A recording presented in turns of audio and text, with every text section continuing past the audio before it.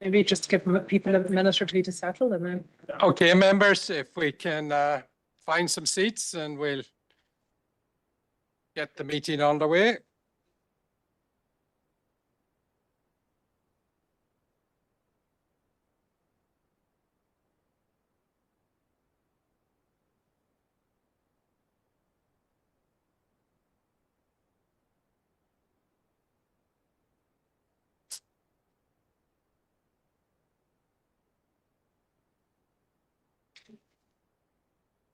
Okay, members, you're all very welcome to the Grange in Omagh for our council meeting in May 24. So the first thing that I want to do is just to acknowledge one of our councillors, Gavin McPhillips, from my own area that is been suffering quite a lot recently, and I understand is doing well and hopes to be able to return to the chamber in the not too distant future. So I'm sure you all join with me to wish him speedy recovery and that we would see him as soon as possible back in the chamber. Okay, so Victor. Well, just to say, I've been talking to the father on a few occasions, and Garvin is home again, and certainly it's good that he's turned the corner in this because he certainly was very, very unwell for a few days. Thank you, Chair. Well, okay, thanks, Victor. Okay, so I want to take any apologies. So at this point, I have Anne-Marie Donnelly, Anne-Marie Fitzgerald, and Colette. So, John. Thanks, Chair. Councillor Catherine Kelly and Councillor Patrick Withers as well. Okay, thank you. Adam? Just Councillor Garvin McPhillips, and just to say, Chair, thank you from the SDLP group, and to let you all know that Garvin is on the mend. It will be a path to recovery, and he did have a very bad case of it, but thankfully on the mend. And just one thing I think that would have came across from his father, Richie, especially when he was talking out about it, was that everyone keeps themselves aware of the signs of meningitis to be able to catch that early, because that's so key. But thank you, Chair, and thank you to all the other councillors who've messaged him. Hopefully he'll be back in the chamber in the not too distant future. Okay, thanks, Adam. And Paul? Councillor Thompson, Chair. Councillor Thompson, okay.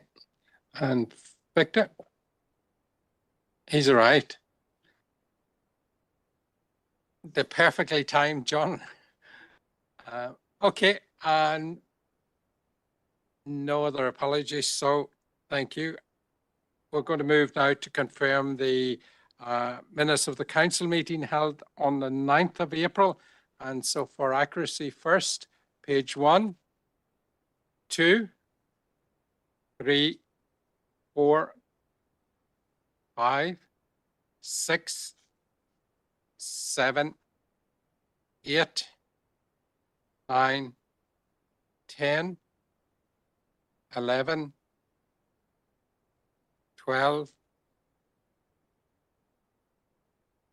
12, Barry? Yeah, Chair, thank you. I think it was the mayor of Guangxi that we engaged with and you engaged with, as opposed to a major. So right. That I would concur with. There's nobody in the Chinese army or anything like that. Well, not that we know of, no. So thank you for picking up on that. Okay, so that's 12, 13, 14, 15, 16, 17, 18, 19, and 20. So could I have a proposer, Paul, and seconded by Josephine? And with the amendment of the major to mayor. So have we any declarations of interest? What again? Just 4.2, Part I as an employer of Deemgar College, Carrickmore. Okay, thank you. Mark? Chair, 2 items of correspondence under 16.5 from the Minister of Health. Okay. Okay, members, then we're going to go to matters arising out of the council meeting on the 9th of April. So for page 1.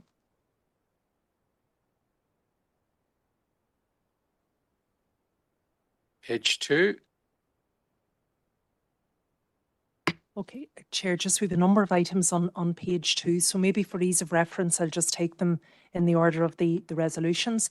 So firstly, we have a letter received from the Minister from the Department for Infrastructure dated the 30th of April, and that's responding to a variety of issues and concerns that members expressed, including, for example, the withdrawal of DFI officials from various community planning and other structures, and also later on the page, details regarding the structural maintenance budget and the allocation of the pothole budget and other funding measures.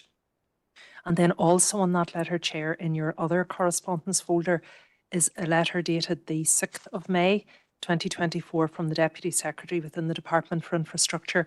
And that was following on from the meeting with the Minister, when members obviously expressed particular concerns regarding the lack of responsiveness from DFI officials.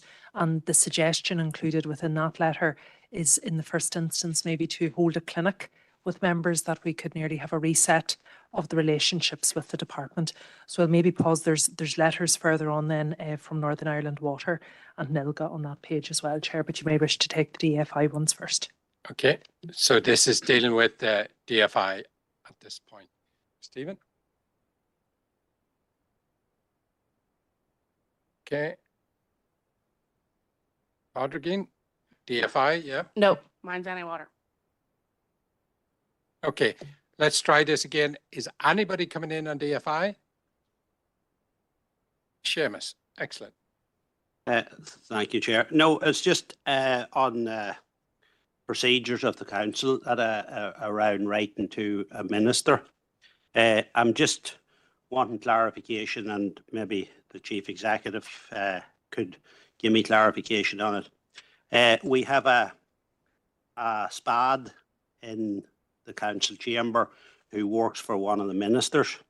Is it appropriate, or should there be a declaration of interest declared by somebody that's working with one of the executive ministers if we are writing to another executive minister?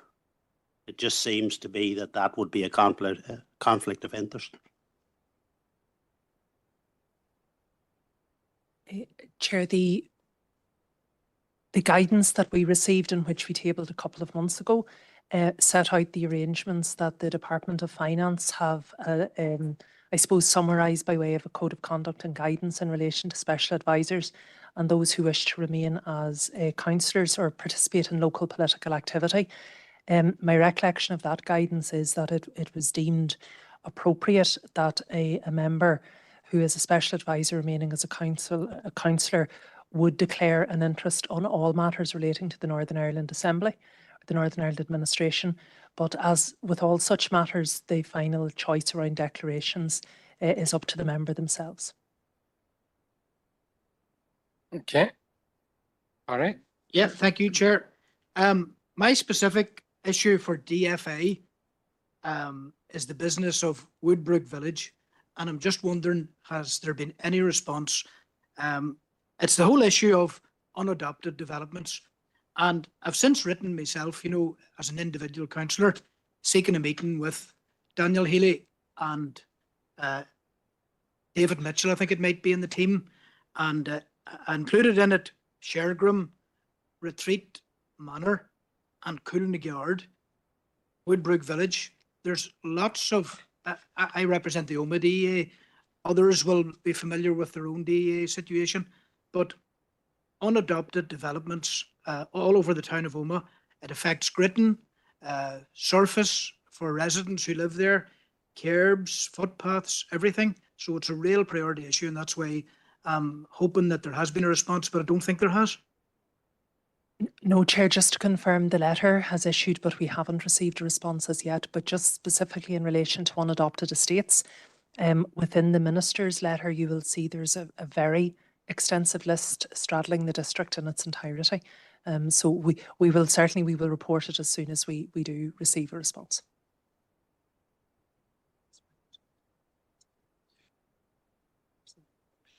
Yep. Can I just ask on that list, Alison, if I may, the duplication of all of them, does that have any significance, or is it just typos all the time? Chair, my assumption is that it may relate to sectional completions. So you know the way very often developments are undertaken, perhaps street by street, and they would all be dealt with then in individual sections for adoption purposes. Yep. Dermot? Thanks, Chair. This is just in relation to the DFI have sent a list there of all the unadopted estates, and which was very, very helpful because this is what we were looking for and before our meeting with NI Water. But when NI Water were here, they said that they couldn't provide that list because it was sensitive information and that there was some ministerial order that that list couldn't be provided. So we've got two completely contradicting state of affairs here. One list being provided by one person and one list being blocked. So I think, you know, what NI Water said to us was completely untrue there. So I think we just maybe need to follow up with that and ask them to explain why they told us we couldn't have a list of unadopted estates and there are reasons for us not being able to have that, but yet we now have it. So I think we should follow up with that. So I propose that we will write to them and ask them to explain that, please. Thank you. Okay, thanks, Dermot. And just before I'm looking for a seconder for that proposal, can I ask Alison, would there be a possibility that there is any difference, could you imagine, between the part, you know, that end of? Well, my expectation, Chair, is that Northern Ireland Water will deal with themselves as a separate commercial entity potentially. We have gone to Northern Ireland Water, but perhaps what we would do on this occasion is reiterate the request to Northern Ireland Water, but also maybe go to the Minister who would have responsibility. I was a little surprised that we received such fulsome information from DFI because previously it has proven quite difficult as well. So, but we can follow up. And maybe also to clarify just the specific grounds for exemption in terms of the not providing the information. Okay, thanks, Dermot. And Eddie? Chair, and happy to second Dermot's proposal. I would like to add to that, if possible. We did ask as well for the cost of each of these bondings, and I know that they may put this under some confidential information, but even if we were to be provided that under a confidential basis, it would enable us to better facilitate solutions for our residents. So I would ask if we could get that in writing as well, please. I included in that letter there. Dermot, are you happy enough with that? Yep. Okay, members, have that proposed and seconded. Are we all agreed? Okay, thank you. Adam?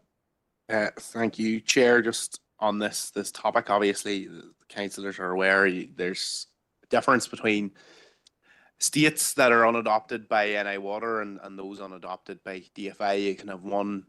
Normally, you could have a sewage adopted prior to a street being adopted, for example. Normally, it's not the other way around, but it wouldn't surprise me if something like that exists.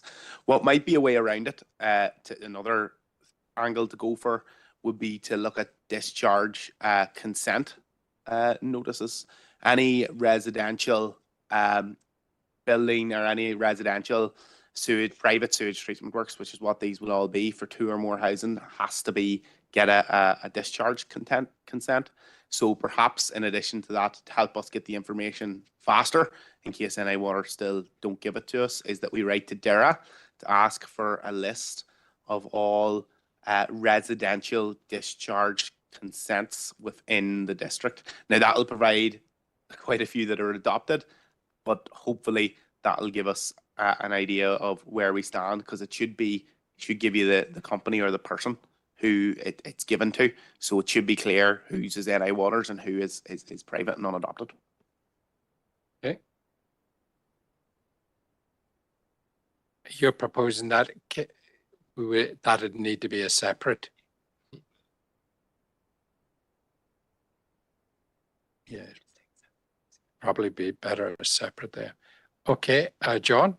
Yeah, I foresee, whilst maybe a clever way around, I can foresee serious problems with that.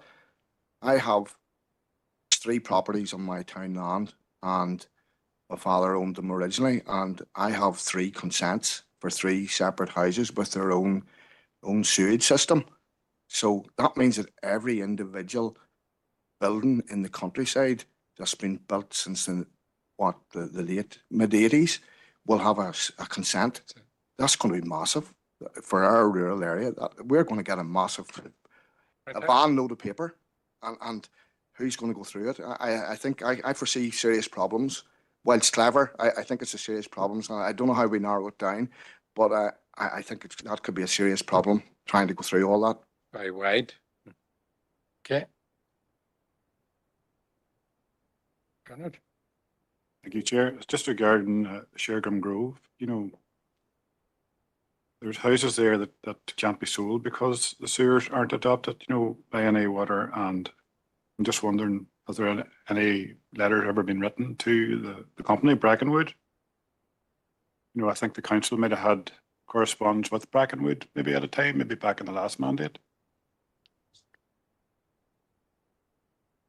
Yes, Chair, we frequently would have correspondence where there's any potential regarding breach associated with matters relating to planning.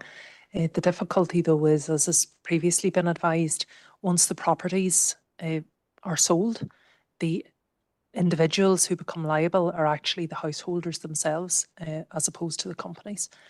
So we probably would have had correspondence over the course of construction with not just that developer, but other developers across the district.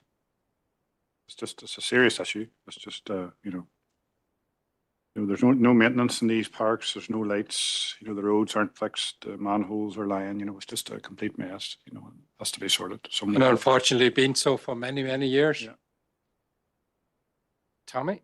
Good Carly, thank you, Chair. And again, could I just welcome the letter from NILGA? And in the previous mandate, I was on the partnership panel, and in some conversations, I did mention this as being something that NILGA should possibly take on board. So I welcome the response from NILGA, and maybe it would be advisable for ourselves maybe to approach the numerous.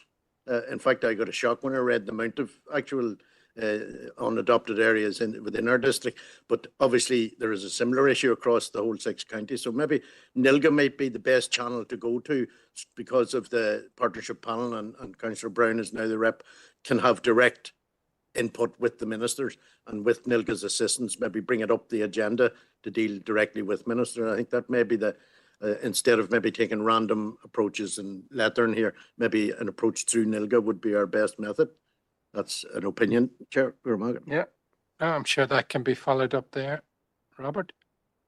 Yeah, thanks, Chair. No, I agree with what Councillor McGuire is saying. I think whilst we have numerous issues that have surfaced and are resurfacing within our own council area, there are a greater or lesser degree similar in the other 10 council areas, not necessarily Belfast. It would be a slightly different position.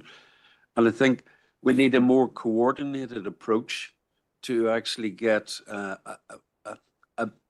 higher density of lobbying, because I believe the solution needs to be found at executive level, not obviously at council level, because whilst we can lobby, there's very little that we can do. We can highlight the issues and bring them forward. There are possible solutions. They may not be to everybody's taste in regard to property owners, but to actually sort the problem, I believe primary legislation will have to be brought forward in one way or another to allow statutory agencies to carry out the work and obviously recoup the cost from whatever source. Because what we wouldn't want as a council representative of our electorate, try and put forward the opinion that public money is going to be pumped in to sort the problem. That, in my opinion, will not happen. because the public purse is under extreme pressure, and we don't have to go far apart from looking what's on the agenda tonight to see that problem. But the public office could actually try and instigate some sort of solution. And part of the solution as well, I believe, lies in the hand of the legal profession in regard to how they treat conveyancing in the interim and in the long term, because this is an issue that isn't going to go away. There are still developments being brought forward through planning, granting approval, and being carried out, and they're being carried out in phases. And people are still buying houses in those phases, and they are done through the normal process of conveyancing. So some method within the legal system too needs to be devised to give future protection to purchasers going down the line in the event of a collapse of a developer for whatever reason. So I think there are solutions, but it means, and it will take a coordinated approach. So I agree with Councillor Maguire. I think we have got to wrap NILGA into it, and we have got to actually then use that method to directly lobby into the executive and put pressure on them. Thank you, Chair. Yeah, no bother, Robert. Thank you. And we're all agreed there that we will work through NILGA to try and get it the agenda, as Tommy says. Okay, Adam. It was just to clarify, the proposal was to ask for discharge consents, not for individual domestic dwellings, but they come under a separate category for private sewage infrastructure, for discharges for 2 or more dwellings. Now that still might be a bigger list than we'd like, but definitely much more manageable. But again, it's only to try to get the information quicker. If it's not, people don't think it's a good idea, we can always try and wait and go or otherwise. Yeah. Barry? Yeah, Chair, there's just 2 upcoming NILGA opportunities to put that on the radar. One is the executive meeting at the Guildhall in Derry on Friday.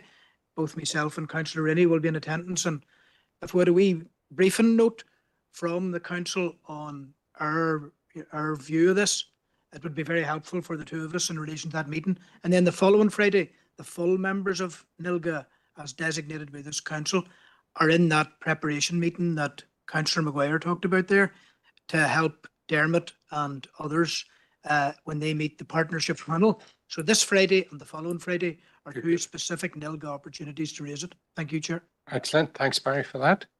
And Josephine? Yes, thank you, Chair. Well, I too would like to welcome the correspondence from Alison Allen, the Chief Executive of NILGA, and I support Councillor Maguire's comments and also Councillor Irvine's comments. This is an issue that is causing really significant distress to so many people and households, and is causing them worry. Councillor Irvine referred to people prepared to buy new housing, even though they don't have the assurance that their developments will be formally adopted. And I think that's because we are facing a housing crisis and people are desperate to have good quality housing. But I do agree that we do need a legislative framework for addressing this problem. And I think the proper channels to lobby through would be through NILGA and via NILGA to the Northern Ireland Executive. So I would support those proposals, Chair. Thank you. Okay, thanks, Josephine. Okay, members. Oh,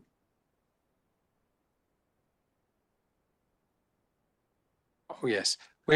We have the proposal from DFI for the clinic, and I'm just looking for an opinion. Do we want to avail of that opportunity? I presume that anything is better than nothing at this stage. So if I had a proposer and seconder that we do avail of the clinic,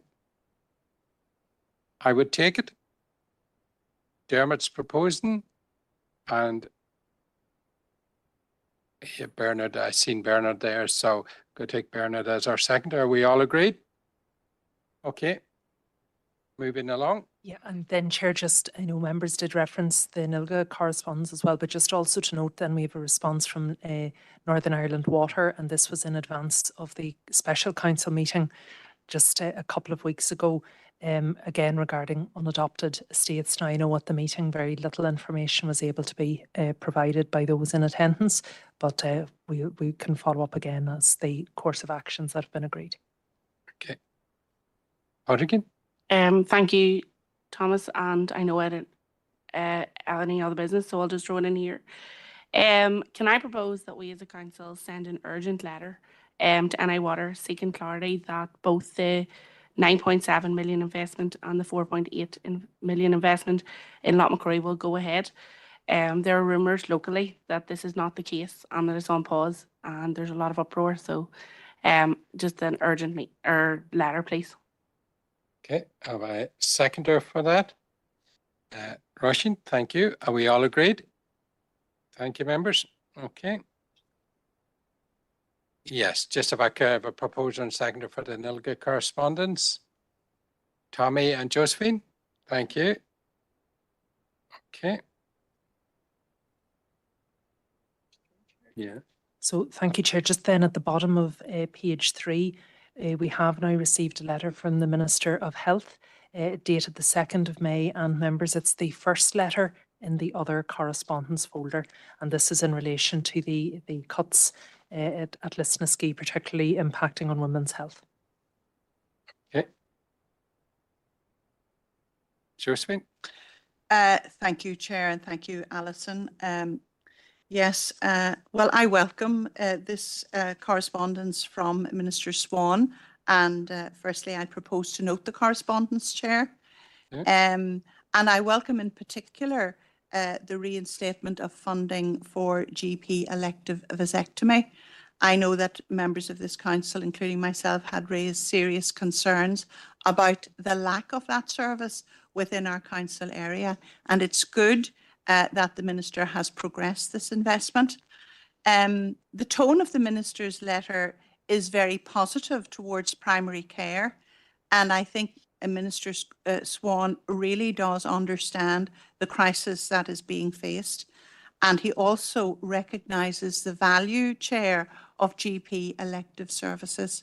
Unfortunately, the letter implies that whilst he would like to reinstate more of the GP elective services, that at present, owing to budgetary constraints, this isn't possible. But I think that we have flagged up the issue. We know absolutely the value of these services to our patients and how they reduce waiting times in secondary care. So whilst it's positive about the vasectomy, it's not as positive about the other GP elective services. But nevertheless, I think that we need to keep this under review and keep lobbying for those services to be reinstated as soon as possible. Thank you, Chair. Okay, thanks, Josephine. Stephen? Yeah, thank you, Chairman. I'm happy to second the correspondence as well. And it's just on a GP related issue as well, Chairman. In Trillick and Dromore and Fintona last Friday, there was no GPs available to man the rota for them 3 practices, which has caused obviously huge concern. The day before, obviously the Friday before, bank holiday weekend, and there was no correspondence to patients about the availability of GPs, and they were still obviously trying to get through on the phones as normal to be told there was no appointments available. There was one GP available, I think, in the afternoon in the Dromore area to cover house calls and emergencies, but that obviously is a concern that in an area that size, I believe there's just under 20,000 patients, who had no access to a GP on that particular day. And I suppose it calls into question broadly the capability of the SPPG in creating a rota and manning a rota for these practices in the time ahead. Now, I know that we're going to meet the Trust next week, but the deadline, I suppose, is passed for sending them on issues for the agenda, so, and it's kind of separate from the Western Trust, the SPPG. So I thought maybe tonight we can maybe write to the SPPG highlighting the concerns about last Friday in the Trillick Dromore area and Fintona, and asking them, have they any concerns about having a functioning rota over the coming months, especially during the summer months, where I believe that childcare could be an issue in attracting locum GPs to the area where they might be taking some time off to look after family and stuff. So a bit concerning, Chairman, about what might lie ahead over summer months in the Trillick, Dromore and Fintony area. Okay, thanks, Stephen. Noeline? Yes, thank you, Chair. I would also like to recognise and thank the Minister for finally responding to this funding cuts issue. His letter does outline, obviously, the budget constraints that we all know about. And I also welcome that the vasectomy service has been reinstated. However, I do find it bewildering that just that service has been reinstated and not the women's health services and the other services that are provided under that scheme, especially as I've outlined many times before with the gynae services. This district is particularly large and rural, with only one specially trained GP in gynae to cover Fermanagh and Tyrone. So I would like to suggest again that these cuts and budgets are looked at fairly across all the trusts, with a rural impact assessment applied, especially to this area, as that's not referenced in his letter. I was at an event hosted by the Ashling Centre and this council last week. It was just a menopause information event. It sold out in 2 hours and had 40 people on a waiting list. So the need for these services in this area is absolutely paramount. And I just, on another point on 4.1, I'd like if there's any update on the gender equality training also, Chair. Thank you. Okay, and are you happy to second Stephen's letter? Thank you.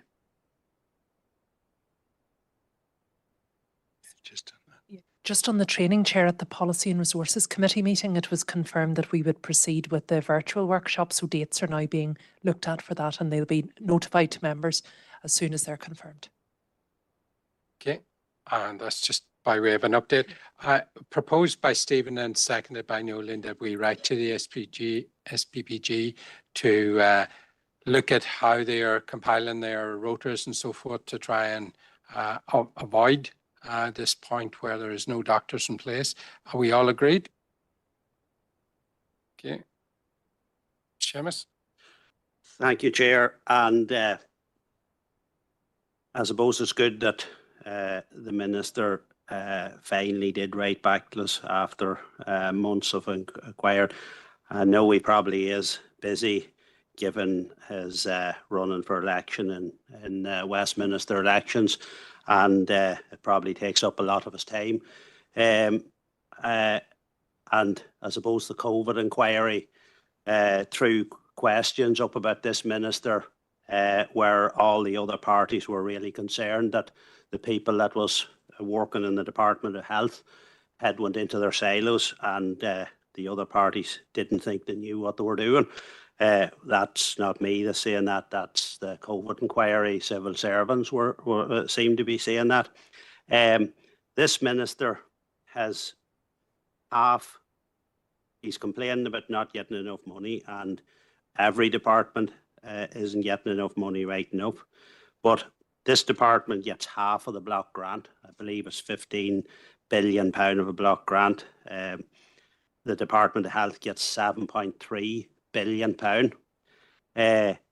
Maybe if this minister, and we all know that there is shortage of doctors, there's shortage of nurses, there's shortage of everything.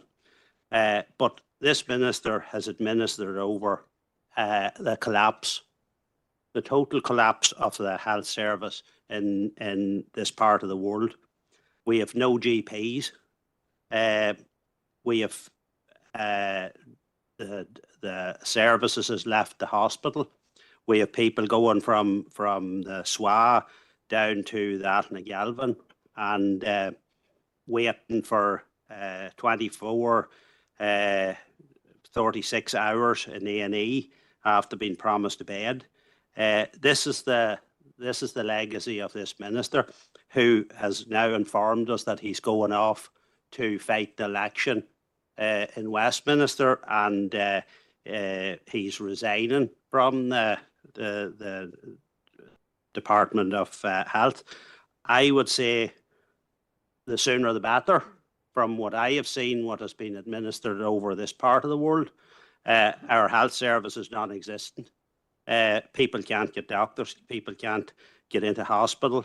It's absolutely pathetic. There's people going to that in the Galvin from the SWA to get a drip installed. This is what this minister has administered over. Now, I would presume on £7.3 billion of a budget, I don't know if any reforms or any savings he has made, anything that he has done, but maybe we have a SPAD here and maybe he would be able to answer that, give us an example of where there has been savings, where there has been improvements in the Department of Health. I'm willing to listen if they're able to tell that, but I think the sooner the Westminster election comes, the better, and this minister leaves his post. Adam? Thank you, Chair. Obviously, the letters are welcome. It's good to see that the minister can actually respond to a letter. You know, we asked him back in February, come and meet us about, in particular, emergency general surgery and of course the plethora of other medical and healthcare issues would have been probably worked into such an agenda. It's not often you get to meet a minister. I don't believe the minister has so much as acknowledged the letter as of yet. It could be corrected if I'm wrong. So this needs to be pushed. This is life or death for people, you know, plus all the other issues that have been raised by others here. And it's not good enough. 3 months is plenty of time. Even to say, look, I'm going to have to look at my diary, I'm busy. We get it. You're a minister, you're busy. Other ministers have got back to us already and arranged stuff with us. I don't see any reason why Robin Swan can't. So maybe go to the chief executive. Is there any way we can push them further to try and get a response other than is it just a case of write to them again, slightly sarcastically saying, you've sent us some letters, you haven't responded to this one? So, Chair, just in relation firstly to the Minister of Health, so we wrote on the 16th of February. We haven't received an acknowledgement. We have followed up. The private office doesn't actually take incoming phone calls, so you have to put further requests in writing, which I have done by way of email. And we also then issued a further letter. We did then on the 17th of April have a separate letter regarding the it was actually in the minutes that have just been adopted, the validity of the decisions that were undertaken during the Minister's absence, and reiterating the request for a meeting, and we haven't received a response to that letter either, so or an acknowledgement. So certainly I would suggest that we would write again. We don't appear to have any other mechanism of encouraging engagement. Yeah. Okay, just quickly, Adam. Just thank you to Alison for the update, much appreciated, and I'll propose that. Mightn't do a lot of good, but we have to do it, and he can't ignore the situation here. Okay, cheers, Adam. Thank you. Victor? Thank you, Chair, for letting me in. There seems to be a personal vendetta from one of our colleagues in the chamber here tonight towards Robin Swan and his department. 7.3 million. I reckon if the health service had doubled that, it still wouldn't be enough to rectify the problems that we have within our health service at this time. Let's be honest with you, Michelle O'Neill was health minister when Sinn Féin collapsed the executive and held it down for 3 years. She was also the health minister whenever we lost our GP surgery in Rosslea. So there's a lot, you know, we're not here tonight to point fingers and to blame people here and there. There is a serious problem with money, and I would be happy if we could have silence when somebody's speaking, but unfortunately that doesn't seem to be the case. We all want a health service that's fit for purpose in this country, and at the minute that's not happening. You know, we just are going to have to hope that we can get it back on the straight and narrow sooner rather than later. But and also I think to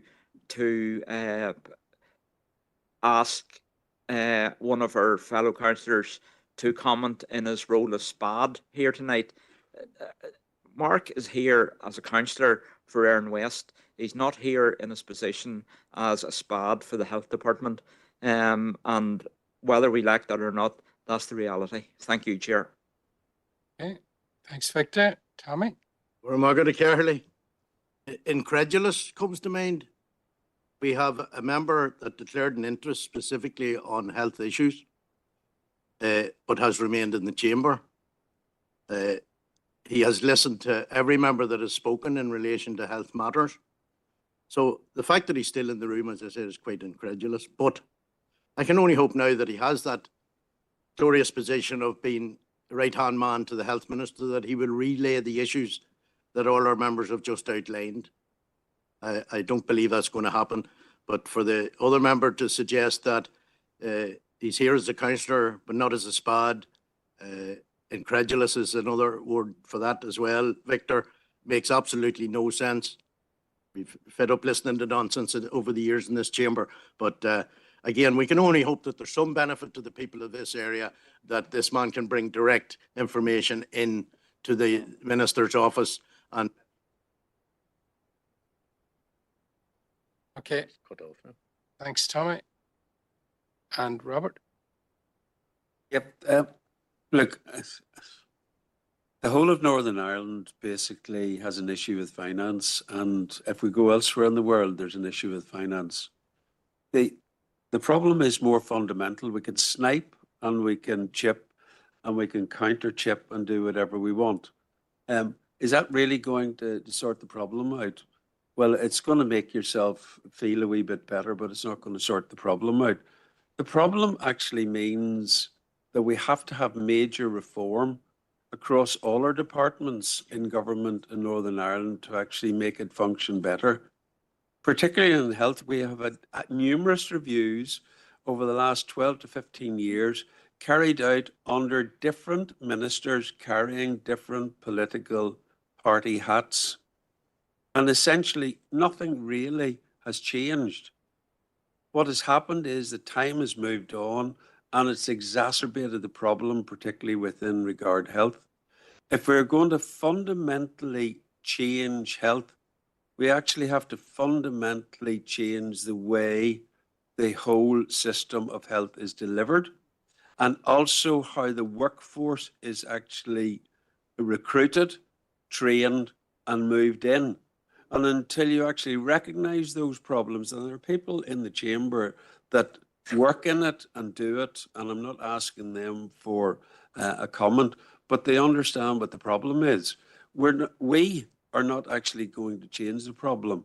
We can comment on what we see on behalf of our constituents, but we need to lobby the executive collectively to actually have the courage to look forward and see some sort of way of dealing with the multiple issues to try and change the current situation of access to all our population. I'll leave it like that. I won't criticise anybody individually. Thank you, Chair. Thanks, Robert. Bernard? Thank you, Chair. I'll just second Adam's proposal.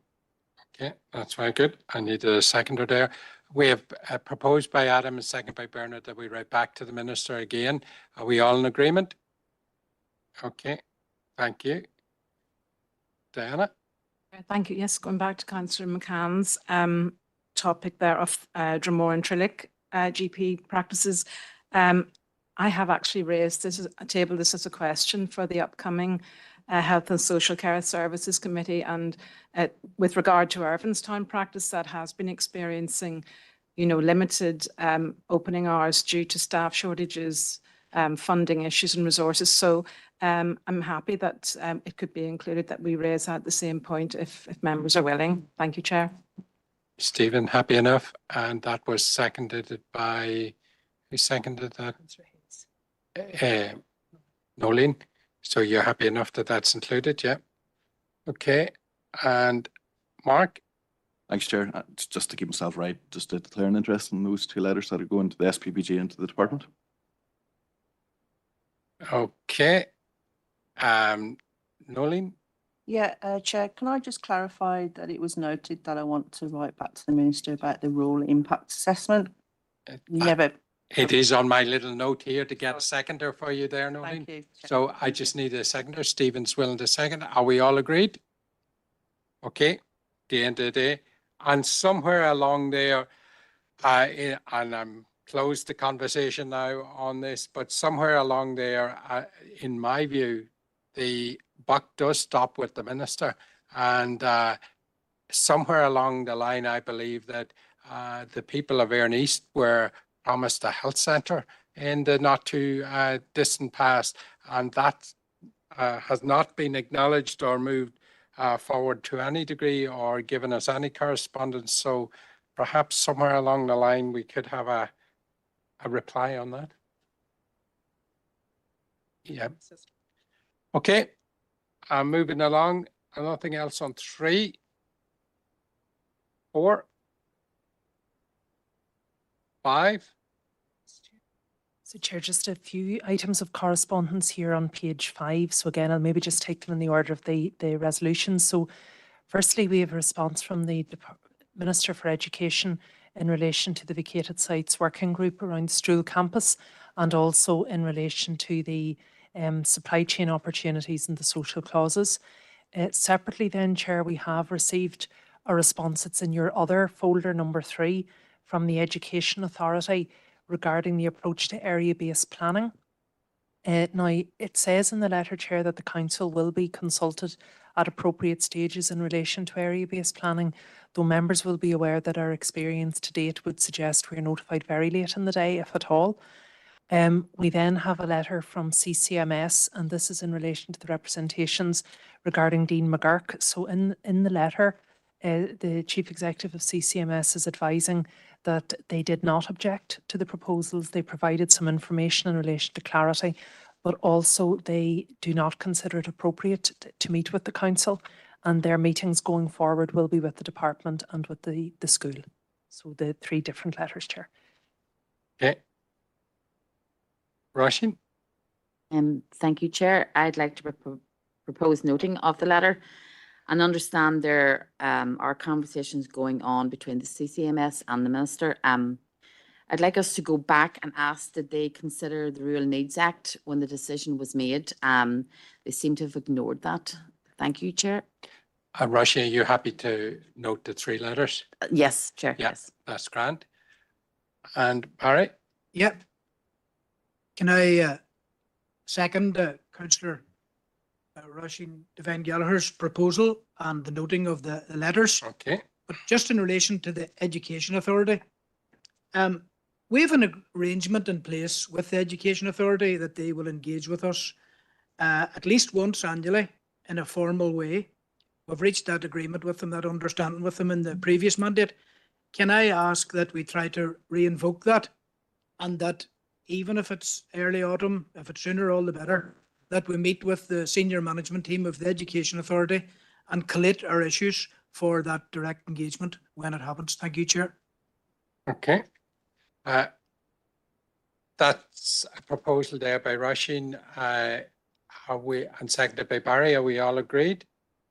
Do we go back there? Yep. Yep. Okay. And we have your proposal there on the table at this moment, Barry. Stephen? Yeah, apologies, Chair. I should have just declared an interest in that correspondence in relation to the EA and possibly also just that proposal. Okay. Have a seconder for Barry's proposal that we, thank you, Josephine, that we do have some correspondence with the EA and get them to meet with us as pre-agreed. All agreed? Okay. And I'm sure we've all been copied in on that one there, haven't we, Alice? Yes, we want to take just on other. We just take it now. Okay.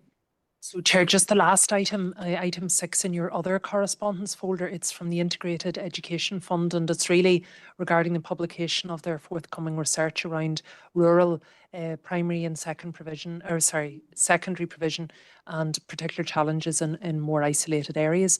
So there are 2 events for the dissemination and launch of the research, and there is one of them in our district, which is on Friday the 24th in Fermanagh House. The details are included by way of registration, so it is free of charge event to attend. But we would be keen just to seek details of those who would like to attend so that we could note that as an approved duty, please. Okay. So I have indicated that I'm willing to go along to that one. So have we, anybody else? Have you had a chance to look at that in the other folder? No, no takers. Okay, we have a little bit of time there. So regeneration and community. So between now and regeneration and community, if anybody is willing to go to that, I think it's interesting for the future of schools. So it'll be something I think that will be coming down the tracks at us. Okay, anything else on 5? 6? Sorry, Chair, just midway down page 6, just to note, we did receive at the end of last week the presentation made by the Western Health and Social Care Trust at our last Health and Social Services Subcommittee meeting in March, and we have circulated that to members. Also to note that there wasn't an e-brief prepared for March, which is why nothing circulated, but it's expected that one will issue in late May, and we will forward that when it is made available to us. Okay, thanks, Alice. Josephine? Yes, thank you, Chair, and thank you, Alison, for the update. Just in relation to item 4.5, the usage of ring fence beds for interhospital transfers between the SWA and Altnagalvin. Chair, this was an issue that came up for discussion at the meeting last month of the local commissioning groups, and we have 3 representatives from this council on that group, myself and Councillor Warrington and Councillor McClaughry.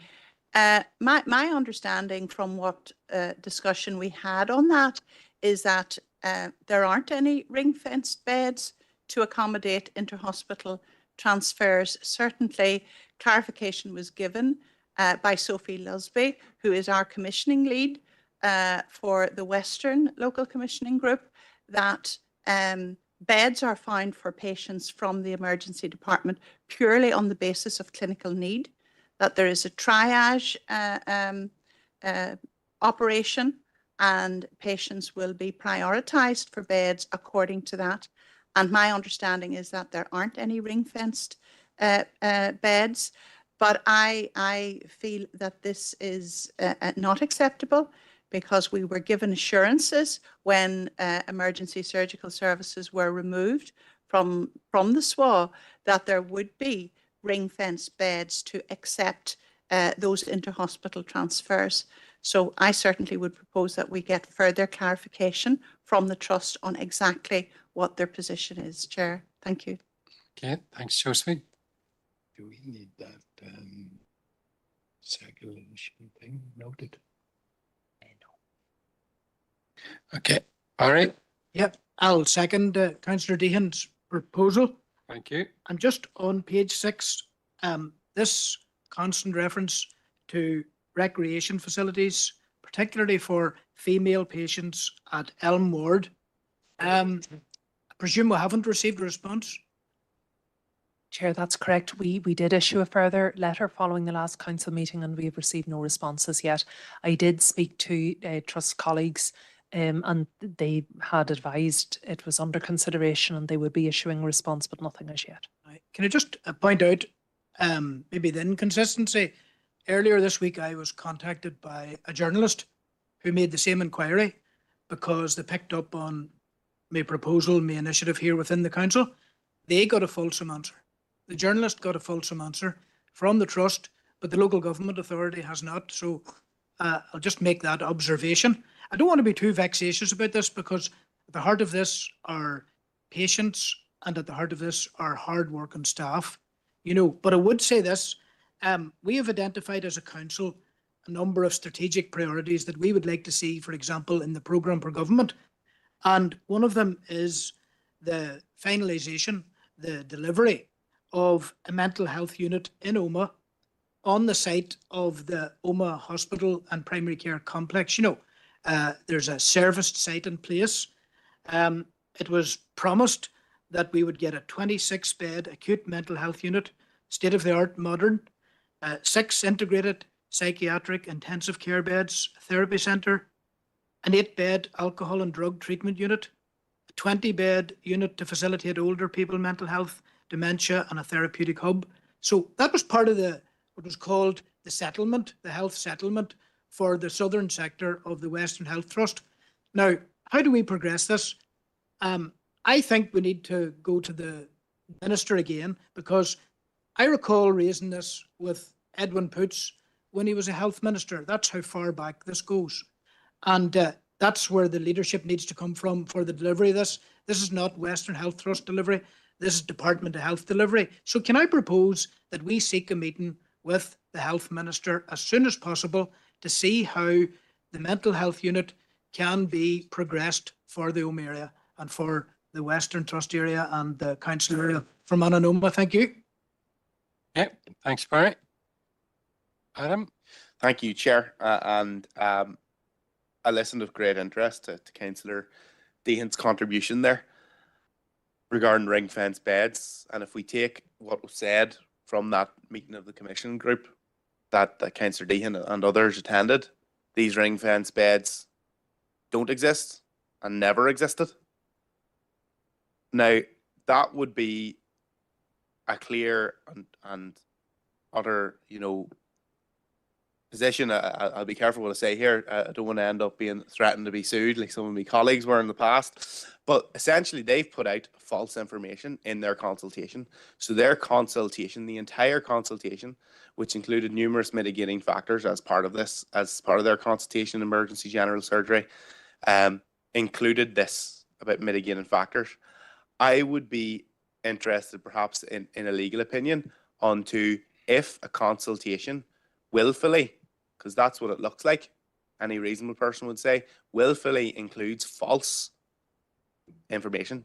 And it is false. It's not misleading. It's not playing with numbers. It's just false according to the information from the Commission group that we've heard. Does that consultation stand up? How can it stand up? So I'd be interested in an opinion on that. If a consultation document provided by a department or a trust includes false information, is that consultation valid? And especially if it's been proven to be false, as we found here. Thanks, Adam.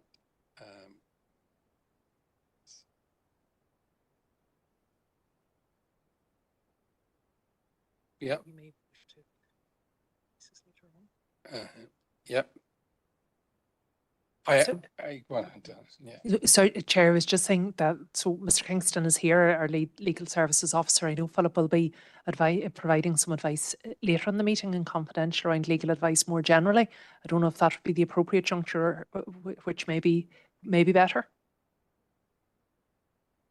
It is a legal opinion after all, Chair, and legal opinions would generally be discussed in confidential in the first instance. Okay, we're happy enough on that. Just before I go to my next speaker, Josephine's proposal that we seek some clarification around the inpatient beds, seconded by Barry. Are we all agreed there? Okay, and we then have Barry's letter for the meeting with the Minister, and I'm sure young Seamus is about to second. Yeah, that's what I was coming in to do, was to second Barry's proposal. Okay, and are we all agreed there? Okay, thank you. Mark? It's a declaration on those two proposals as well, Chair. Thank you. Okay, thanks, Mark. And anything else on 6, 7, 8? Just the bottom, page 8. Sorry, Chair. Yeah, just to draw members' attention to the correspondence received from the Chief Executive of Invest NI. This is regarding the redressing economic imbalance and in particular the Council's representations in relation to the threat under the BTEE jobs at the Enniskillen site. Okay, thanks, Alison. Dermot? Thanks, Chair. I was going to raise something on page 7, actually, which Okay, is the work away. increase in insurance premiums. I attended a very informative meeting last week with the Association of British Insurers, and the topic was the increase in car insurance, the extortionate increase, I should say. And, they presented, a variety of reasons specific to the north here why we are facing such high increases. And, not least because of the very, very high number of car accidents that we see and deaths on the road as well. But one of the points that was raised, and there was quite a good discussion, was around the whole insurance premium tax, which is a tax which insurance companies pay, what they pass on to the consumer at a rate of 12%. So this is a tax that the British government collects, and have actually been the revenue that they have been collecting has skyrocketed as the price of car insurance has skyrocketed. So I'm going to make a proposal, Chair, that we would write to the British government and we would ask them to cut insurance premium tax and so to alleviate the cost for the consumer and reduce costs. Thank you. Okay, thanks, Chairman. Adam? Thank you, Chair. Happy to second. Mainly wanted to come in on that Invest in I letter. I don't know whether others you want to take people on the insurance or take the Invest in I letter now. Go ahead. You're okay. Yeah, look, I was reading it, and reading it, it doesn't sound like they've actually offered anything to them. It kind of comes across wishy-washy, typical sort of Invest in I. We have all these wonderful programs. Doesn't sound like anything was offered, and I think they're hiding a wee bit behind the veil of confidentiality here. Given how many jobs this is and the impact it will have, the least both the staff and the people of Fermanagh deserve is to know, well, what were BTEE offered? They'll try and keep it. What was actually on the table? So we can go and say, well, they were given a damn good deal or not, and we can make that judgment, and then each individual consumer can then come to their own judgment about where they want to take their business on the back of that. I think we need the specific details, and Invest in I aren't going to give it to us, Chair. So I'm going to propose that we write to Conor Murphy and hope that, and ask that he might give us the information that we're looking for. What was specifically offered to them? Was there a bespoke package, or was it just existing offers, and what existing offers were given? And I would say that, and possibly for another meeting, if and when we don't get a response to that, is perhaps FOIs might be the way to go. But again, with confidentiality, that might be more difficult than it is to do than it is to say. Thank you, Chair. Okay, are you willing to note the correspondence? Thank you, Adam. Stephen? Thank you, Chairman. And it's just in relation to the insurance, and happy to hear that this has still been raised, from I first brought into the chamber a couple of months ago. And I was kind of shocked to learn that insurance premium tax has raised or has increased now to 12%. Whenever I worked in the insurance industry back in 2014-15, it was in around 5% from memory. And I just see it went from 5% to 6% to 9.5%, and now it's sitting at 12%. And whilst we have to obviously acknowledge that insurance premiums themselves have doubled and maybe in some cases trebled, this is still a huge increase in terms of the tax that's levied on insurance premiums. So support Dermot in writing to them asking for a cut, which, anything that can save money off insurance for hard-pressed families has to be welcomed. Okay. And Seamus? Thank you, Chair. Just want to contribute to both of them issues. The insurance, the reason I'm coming in on that is we have the insurance companies in the south were grilled by a committee, I think led by Piers Doherty. Anyone that watched it or has any interest in watching the insurance companies squirm while they were being interrogated by the committee down there, and Piers was particularly good on holding them to account.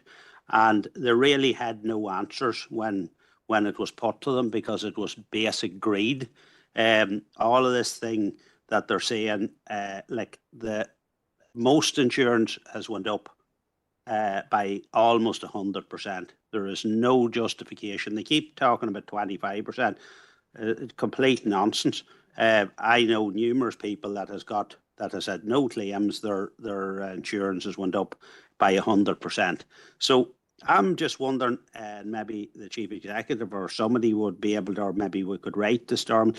Is there a committee in Stormont that could take in these insurance companies and grill them, and maybe before they take them in, take a look on YouTube or that, and see the grilling they got in the south, and they could replicate that to really hold these companies to account, because as far as I'm concerned, they're fleecing the people. It's pure greed, and it's almost extortion at this stage. And it's like young people cannot afford the insurance anymore. Even a lot of older established drivers that has never had an accident, some of them can't even afford these extortionate things. So I'm just wondering whether there's a committee in Stormont that could take them in and grill them on that. The other thing about BT, I was at I was online on the meeting with them, and to be honest, these people had nothing to say. They didn't care. It was closed and that's it. But I called to mind the time. Now this is 300 jobs. Remember, in Fermanagh, if you took the equivalent of that and you went down to Ballymena or somewhere east of the Ban, and I suppose Wright Brothers was an example. Probably this would have as big of an effect on our economy in Fermanagh as the Wright Brothers potential closing down in Ballymena. And it was the headlines of the news almost on a nightly basis for almost weeks, if not went into months. And I believe that actually did end up getting a solution to it. Asking Invest NI, you know, what they've done or what they're going to do. Yeah, it's grand, but I don't think we're going to get any answers from them. They're probably going to come back and say that's privileged information. They can't discuss what they were offering any companies because they expose them then if they were doing it again with other companies. So I presume that's the answer we'll get. But maybe we could ask them, if Adam's willing, is what they're actually putting in place now.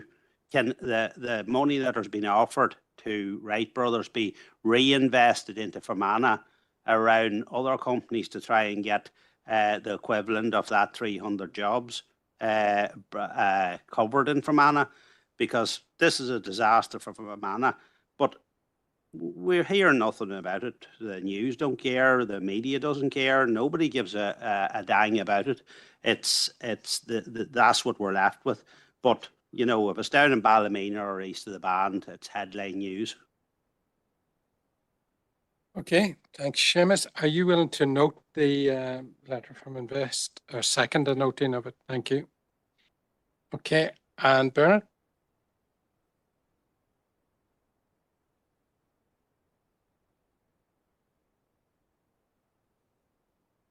I was just going to second Adam's proposal, but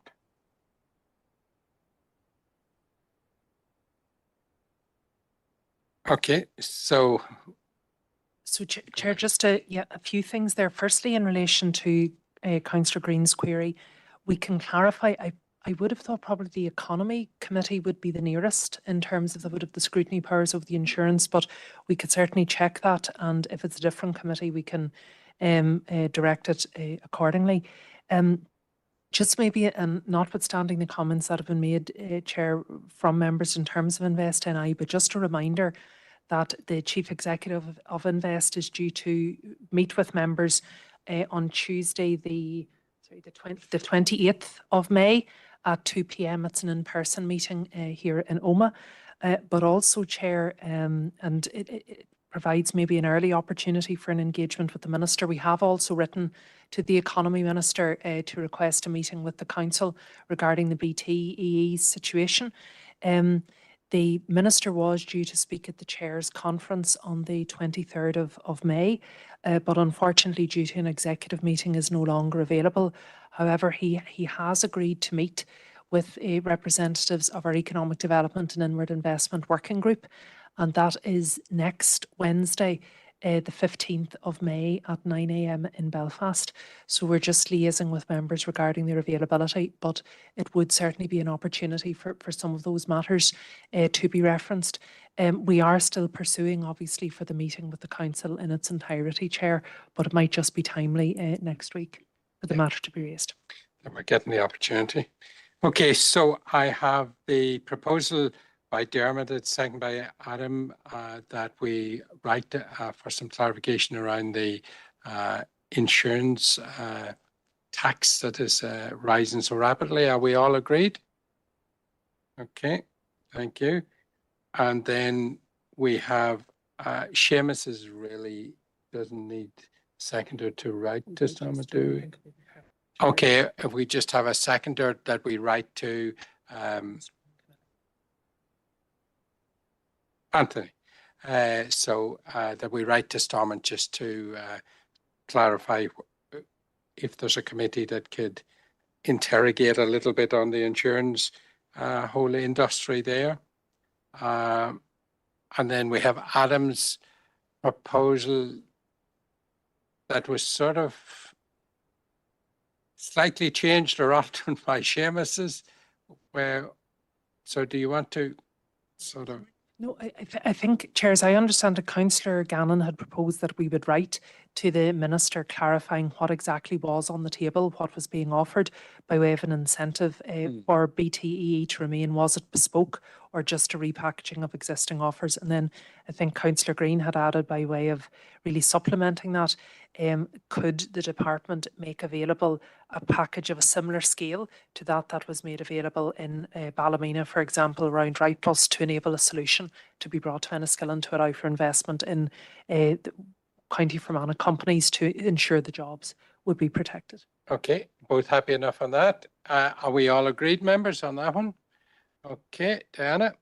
Chair, thank you. Chair, I appreciate that access to ministers is very important, and we've had a very productive meeting recently with Minister O'Dowd on transport issues, on infrastructure issues.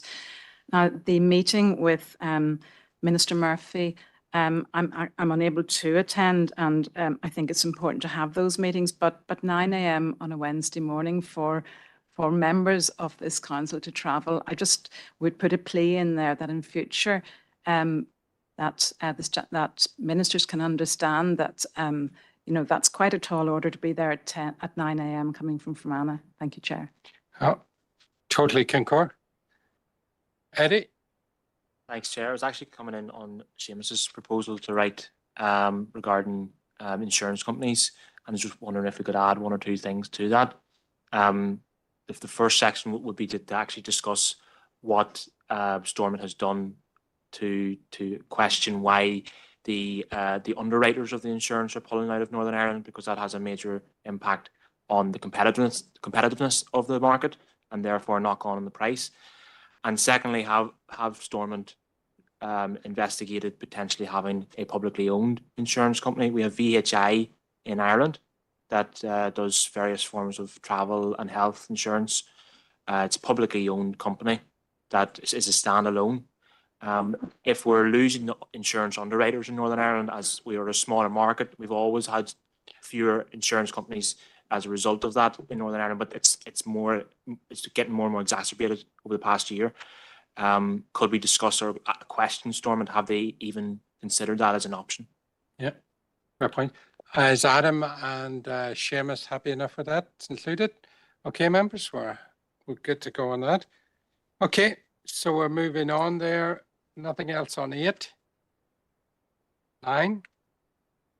Yes, Chair. Just on 9, for members' information for noting, an update from the Department for Communities. It's item 4 in your other correspondence folder, and this is in relation to the progress being made regarding the council remote hybrid meetings legislation.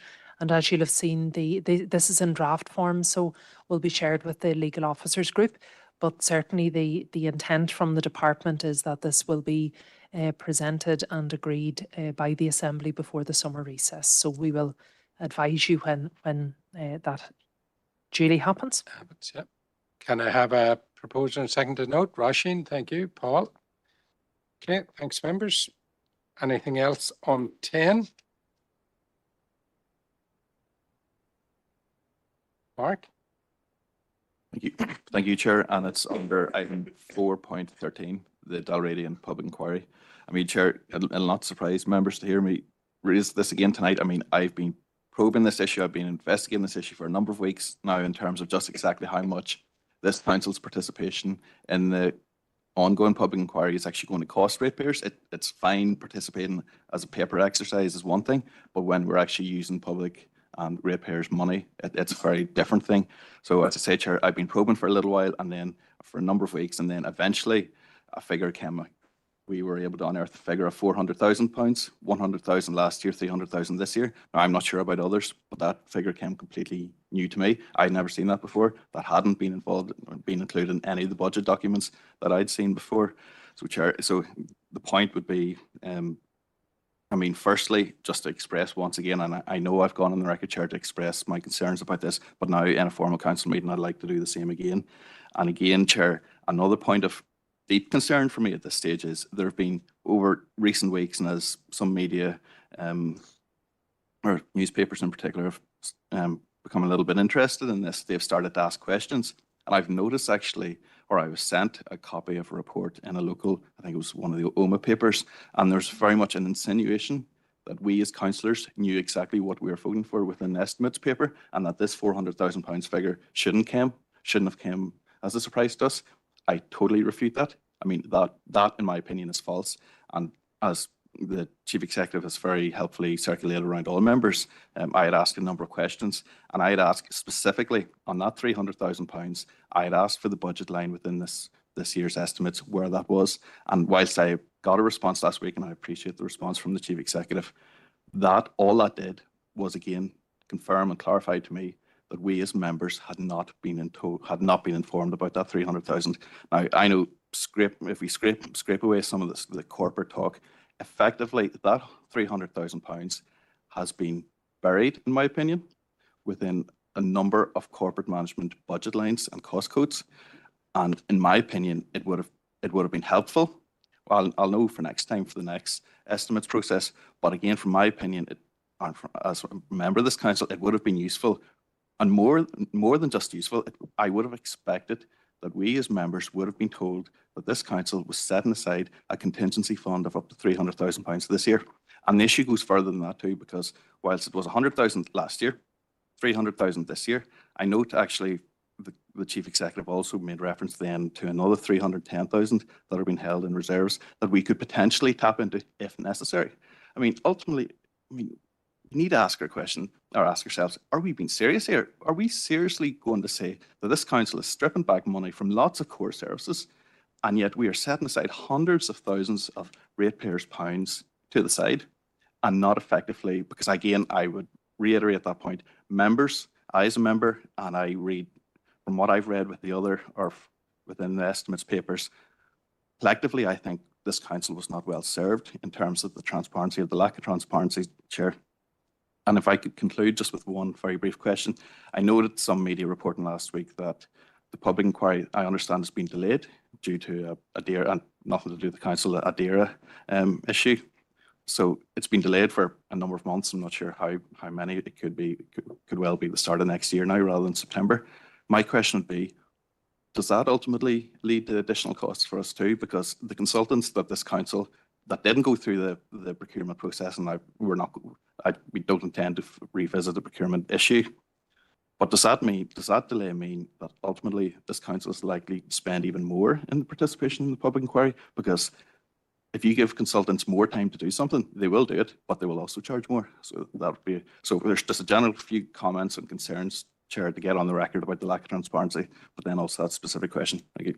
Okay, Mark, Alison. Yep, okay. I'll maybe just deal with the last point first of all, Chair. So while we haven't been officially notified, members will have seen from the media and indeed on the PAC website that the public inquiry has been suspended, and this is due to an issue in the processing by DAERA of water abstraction licences.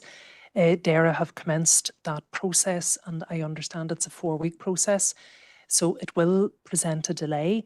The only practical outworking for us at this point is that the room bookings in the Strual Arts Centre for September, it was due to convene formally on the 10th of September, have been cancelled by the PAC. My expectation, and I think the view of the PAC, is that it would convene though before the end of the year, though I imagine much will depend upon when DAERA conclude its own processes, which is a core part of the inquiry.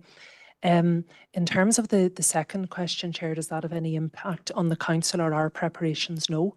Our preparations continue on the grounds that the Council had previously agreed on the areas of concern on which we're focusing. I really do have to, and apologies, Chair, if this is sounding repetitive, but I do have to address the matters of inaccuracy that continue to be quoted at these meetings. Firstly, our procurement of RSK Gleeds was entirely compliant with our purchasing procedures and met fully the Council's requirements. Secondly, how anyone could claim that there was anything other than openness, transparency and full detailed discussion on all matters relating to our estimates is really beyond me. We had workshops, we had party engagements, we had individual engagements. The budget is a corporate management budget. That is to which the Dalradian inquiry costs will be charged. The members also referring then to our LDP planning reserve and our other legal budgets that we would have for various judicial reviews and associated matters. The members choosing to conflate them, they're not conflated for accounting purposes. It's not accurate and it's not the correct information. In terms then of the decisions and the cost exposure or other elements, everything that has been undertaken is entirely consistent with the decisions the Council has made. In the event that there is any further advice, legally or otherwise, we will bring that to members. So in summary, Chair, our processes are fully compliant. The budget was fully disclosed. All elements were fully engaged. I would note that some individuals and some parties took a much more active role than others, but as you say, maybe there'll be learning for that for future years too. Everything was in the public domain and everything was fully shared. Okay, thank you. Patrick? Thank you, Chair. It's also about the Dalradian public inquiry. I know that my colleagues have raised this at the DAERA committee level as well. We're under the impression that this is dragged on for far too long. We are totally disgusted at the fact that it is rescheduled. I have 2 questions and I have got one answer there. It was just about the reassurance from the Council that the investment that we put in will carry on to the rescheduled one. But I'd also like to propose that we write a letter to the Minister for DAERA with the issues with water extraction and that they are dealt with as a matter of urgency. The people of the area who know the area and are from the area know that this has dragged on for far too long. It's a big issue in our council district, and our council corporate position is that we are against gold mining, and I think some councillors in this chamber would need to learn that. Okay, thanks, Patrick. And Stephen? Thank you, Chairman. I'm happy to second Paul Degane's proposal and welcome the clarification just from the Chief Executive in relation to the last comments about the lack of transparency. And I suppose as Chair of the Policy and Resources Committee, this issue has been broached on a monthly basis by Councillor Evans, which he's entitled to do, of course. He's a councillor, he's entitled to ask questions, but to accuse people of being lacking in transparency, I don't think that's a fair accusation. Whenever the Chief Executive has been asked questions, both in Policy and Resources and at full council, detailed answers has been given. And in terms of council decisions, all parties in here have been party to that, including the Ulster Unionist Party. So, if these accusations, continue, we'd like to hear maybe a bit more about what they're founded on, because they're baseless, and it really is getting quite tiresome at this stage, Chairman, to hear them in month out, so just, if there's meat in the bones, let's have the meat in the bones. Okay, thanks, Stephen. Bernard? Thank you, Chair. I suppose if back to start here, back in November when we had the workshop, we discussed, we had 4 options on the table, and the council approved option 3, and now, it seems to have kind of gone beyond that. It was 116,000, there's 400,000, could possibly be more, it's just, I seem to have missed it as well. Like, I haven't seen anything in documents that this was going to happen, but, the First Minister, St. Patrick's Day in Washington, stood up in front of the world and told everybody that Northern Ireland's open for business, but yet public inquiries, we can't get a query into the Omagong, can't get inquiries into the A5. We struggle to get investment for the Strood campus. And it just goes on and on and on, and it's just so soul destroying, but I think we need to hit some kind of reset button. Obviously our system is clearly broken, and we're going to have to try and fix it.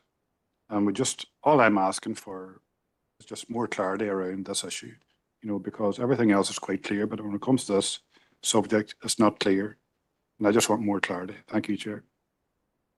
Okay, Gas. So, Chair, just in terms of the clarity, and what I'm mindful of it now is if I stray in, I suppose, to elements of the arguments which would have been dealt with, obviously, in confidential, but I will stay in the broad headings. I do think there's a conflation of 2 things here. So, in the context of Councillor McGrath referenced a figure, which was the estimate of costs associated with elements of participation in the inquiry, and then also referenced a global sum that we have made full provision for various corporate management against which the cost for the inquiry will be charged. So they're 2 separate things. One relates to the estimate, the other relates to the overall sum.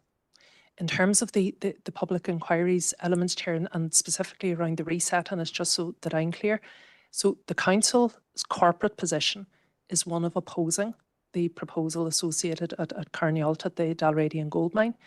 If the council, more than 6 months has elapsed, if the council wishes to take a different position, the only way available is for a motion or a rescinding motion to come forward. So while I understand and members are commenting different course of action, our consistent position on this project has been one of opposition. The actions that we are undertaking around procurement and the associated decisions and our legal advice supports that position. So while members may reference about resetting and taking different views, just to be clear, administratively, the only route we are pursuing is opposing this project. Okay. Victor? Thank you, Chair. Well, just to counter one of the previous speakers, yes, I appreciate that the decision by the council was to oppose the gold mine, but that doesn't mean that all the councillors within the chamber were of the same thinking. Some of us were happy enough to sit back and wait for the people who knew. We continually hear the word toxic and stuff like that, but we're happy enough to sit back and wait for the experts to give their views on what's positive and what's negative. So whereas the corporate position of the council was to oppose it, that isn't the position of all councillors within this chamber. Thank you. It is the council's corporate policy, so that's where we sit at this point in time. Seamus? Thank you, Chair. One of the previous councillors said that, quoted the First Minister standing up in Washington and saying that the North was open for business. Well, could I just make it clear from a Sinn Féin point of view, it's not open for business for mining, just to make that clear. We have said it time and time again. We are the majority grouping in this council, and I believe there's other parties that agree with us and independents. Now, it is clear that there's a number of councillors that are, if not pro gold mining, very, very near to that position. And everything seems to be doing at the minute to undermine our position by a bit of skullduggery, smoke and mirrors, to let on that there's something on their hand going on in this council. I was at them workshops. I attended the estimates meetings. I understood what was going to be spent. I had no problem for that. But could I propose maybe that there is another workshop prepared for the slow learners that didn't understand it the first time or bothered attending either? Okay, Tommy. Gormaga Carly, and similar to the last speaker, I'm fully up to speed with what's going on. Surprisingly so with my advanced years, and there's some younger councillors don't seem to be able to grasp things as well as myself. So I'm delighted that I'm so clear in the position of this council. And as other speakers said, there are possibly councillors in the chamber who do not agree with the corporate position. But the workings of the council is that the topic is discussed, a decision is arrived at, and a vote is taken, and therefore it is adopted as the council position. And whether you were opposed to the position or not, once it's the corporate position, you are supposed to support it. That, I believe, is the function of the council and all the different opinions gathering around the table. That's my understanding of how council works. Maybe, as Seamus suggests, a workshop as to the functions of the council, how a decision is made, when it becomes a corporate decision, etc., is important and needed. And could I add also that the Nolan principles and codes of conduct be also on that workshop, because certainly the undermining of the chief executive with spurious investigation of her decision is becoming rather nauseous in the chamber. I've had enough of it. We had it in the past. It was dealt with, and possibly that's the course of action that's required again. But I'm happy to support the council's position entirely with clarity. Gormagat. Okay, thanks, Tommy. Okay, so I have the proposal by Padraig, seconded by Stephen, that we are right to the Minister looking to expedite the yes, as quickly as possible. So are we all agreed? Okay, thank you. Moving on. Anything else on 10? 11? 11, Barry? Yeah, just on page 10 there, Chair. Okay. Reference to the drama festivals. Just to note that the Mid-Ulster Drama Festival has been successful in applying to host the 2026 All-Ireland Confined Finals, 9 nights, and very prestigious event. Comes to the province of Ulster, I think, every 4 years. So Mid-Ulster Drama Festival successful in that regard. And just to tee that up, that officials of the council will be obviously in conversation with them about the tourism potential, the artistic merit of hosting such a major event in 2026. Thank you, Chair. Okay. Seamus? Thank you, Chair. I believe I'd messaged you about AOB earlier, but I think maybe that Barry has given me an opportunity to come in around the Drama Festival. I just want to raise an issue that happened to our local drama group there, that they have an annual or biannual play. It be attended. There's a lot of people attends it. I believe they're going to the Ardoin the year to perform it as well as other places. But for the couple of weeks that it was on, they had spent money and bought a number of signs. They had put up the signage in very safe places. And there one day the Department of Infrastructure, Road Service came around and took the signs. And so I just would like to maybe write the council to write to the regional manager to just express our displeasure at this. Now, there's some signs that's up for 6 months or 9 months, and there's flags up 365 days of the year that never be touched. But if a community group or a drama society or that is advertising that they do every year for a small period of time, they take the signs down, I believe they should be left alone. And the group always takes the signs down themselves. So I'm a bit disappointed that has happened, and maybe we could write and express our disappointment that Road Service did that in our local area, specifically Listaski. Okay, thanks, Seamus. Debbie? I'll just second Seamus. It's a very good play, and if anybody gets the opportunity, go and watch it. It's very funny. Okay, proposed by Seamus, second by Debbie. Are we all agreed, members? Okay, thank you. Anything else on 10? 11? Oh, 11. Stephen? Yes, Chair. I don't know if this would be the appropriate juncture just to deal with the issue of the waste management working group membership. I wasn't able to attend on the meeting where this was discussed, but just to say that we'll be nominating myself to sit in that group rather than Councillor Roof. Thank you. Okay, thank you. Mark? Thanks, Chair. And it's on the same issue. I hadn't spotted in these minutes. It's going to raise it under the environmental committee report, but it's probably more appropriate here. It's really, Chair, and I appreciate this working group has been set up.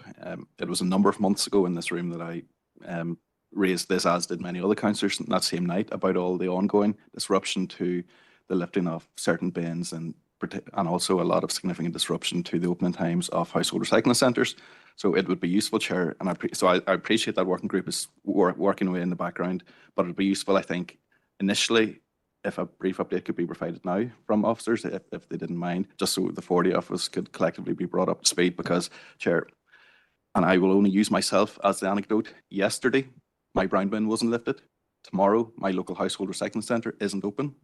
And I am only one of many thousands of people right across this borough that are being significantly disrupted. And I'm going to read a quick text, or part of a quick text that I received just walking into this building this evening, and it says, "Why is it such a regular occurrence? Our rates bills are increasing and our amenities are decreasing. It's just basic needs." I mean, and again, I go back to that point, and whenever it's been raised previously, we were told it's a blip, or there's particular issues, but we're working through them, or it's a winter particular issue. We are now on the 7th of May. We're on the mouth of summer, and there's still significant disruption. It may not be as significant as it was a month ago, but in my opinion, 2 household recycling centres tomorrow, Blake, and another one in my area, Canolly, another very popular and busy household recycling centre, closed, and Canolly is regularly closed. And it's all right, Chair, you know, if someone lives in a town or village and their household recycling centre's closed, but they have another one 4 or 5 miles away, that's not too bad. It's an inconvenience, and it's an avoidable inconvenience, and it's one we as councillors should endeavour to put as few people as possible through. But ultimately, take the example of Bleak being closed tomorrow. Are we asking people from Bleak to drive down to Skillen with their boot full of rubbish, or those households that had? And again, I make the point, I was only one of many roads that were impacted yesterday. I mean, are we asking them people to drive 20, 25 miles in Skillen with a brown caddy in the boot? I mean, we just need to be sensible and pragmatic about this. And Chair, it's just a general observation. And again, I look forward to the update on the working group, but I still don't sense the urgency that this issue needs. Chair, I'll only just come very briefly. I think, again, I don't think at any point we said it was a blip, nor did we say it was a winter issue. I think we did highlight that this related to a legacy work practice that was being engaged with and worked through systematically with the trade unions. And we have provided regular updates to that through the Policy and Resources Working Group. My understanding, Chair, just in terms of the general, the disruptions on the work that's underway, underway, that there was a presentation undertaken last week to members, and the full detail of that is available on Decision Time. Okay, thanks, Alison, for that update once again. Okay, Debbie. Well, Alison's just said what I was going to say. The presentation is available to all councillors. It's very informative. And obviously, I know with the Sinn Féin team, whoever's sitting on the environmental group makes sure that the rest of the team knows what's going on. So maybe the councillor should speak to some of the members of his own party who sit on that committee, and then he'd have an update. Okay, moving on 11. 12. 12, Mark. Yep, thank you, Chair. And it's under item 10.1. And I mean, firstly, it's just an observation. I find that very first paragraph quite oddly drafted. I didn't raise it under accuracy because ultimately it's probably not worth it, but I think it's quite oddly drafted in that I made a clear proposal at last month's meeting. And whilst this talks about a proposal, it doesn't even say what the proposal was. So just for the record, again, my proposal at last month's meeting was that the Halloween fireworks shows in Omagh and Enniskillen for this year were reinstated. And Chair, just going back very briefly, and it's related to the same issue, the Chief Executive made a comment previously that, or under a previous item, that the estimates process was a fully and fair and transparent and open process. That may be her opinion. I have a completely different opinion because I asked for a number of options during that estimates process. One of them connected to this because I asked for an option on the reinstatement of the Halloween fireworks in both Enniskillen and Omagh twice. Nothing was done on it. There were no costs provided. There was no clarification provided. There wasn't an option provided. So I would like to just put that on the record first. And Chair, I mean, I raised it at last month's meeting. I wasn't going to raise it again, but such was the public interest. And I mean, I know it's easy for us to say, oh, we've been inundated, or we're walking up and down the street and people are talking about this, but this genuinely is. It's a bit like the bins, the conversation we just had. This is one of those things that, you know, sort of just taps into the public psyche out there. People are very disappointed. I'll go a little bit further. People out there are angry that this council still isn't providing a fireworks show this year, as it did previously. And Chair, I mean, I ran a public survey just on social media, but entirely confidential. I went out, and I mean, the colleagues can laugh, but I would make the point. I went out and I put a survey online. You know how many people responded? And there's Sinn Féin councillors opposite laughing.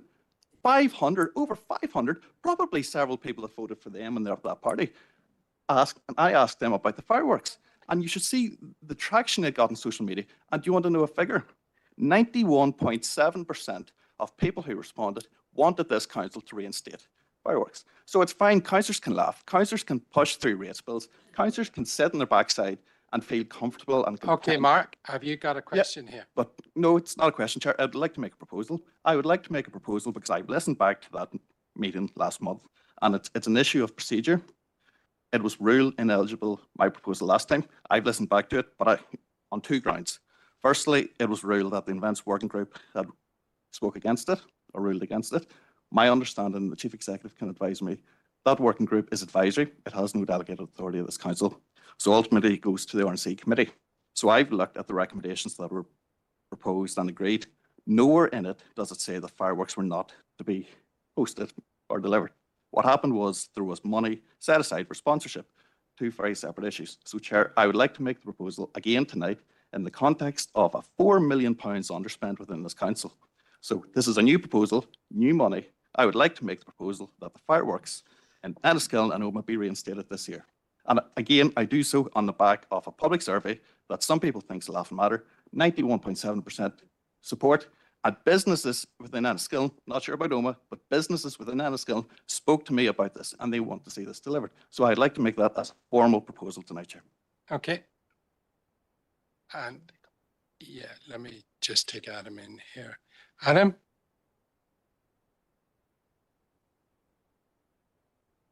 Thank you, Chair. Ahead of this meeting, as you do, you read the minutes and all, and I did actually, I noticed this particular point, this 10.1, and realised it didn't give too much detail about what Councillor Ovens went through and proposed and whatnot the last time.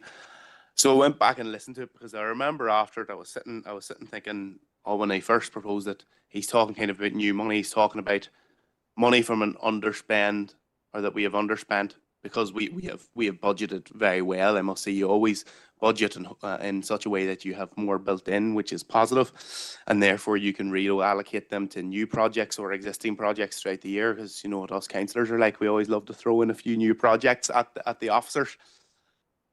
And that's what I kind of initially thought, that it was essentially new money, and the chief executive came in at the time and kind of talked, and I thought, right, I took it at that point of view. But I think Councillor Ovens is proposing something that is with not new money, but we're using that phrase, new money that wasn't in the budget, that has become available, resource in year that has become available, Chair. And I do think that there is perhaps scope, given the underspend in some areas, to look at this and to do this and to bring the fireworks back. I do think there is scope for it.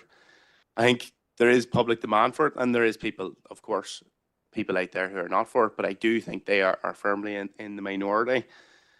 There's also other cost-effective ways we can do this. We can seek sponsorship of the event to bring income in, to make it more cost-effective. But Chair, I'd like to second Councillor Ovens' proposal to bring back the fireworks, given that it is reallocating underspend money. It is available. It hasn't already been reallocated as far as I'm aware. And in the grand scheme of the amount, it is affordable.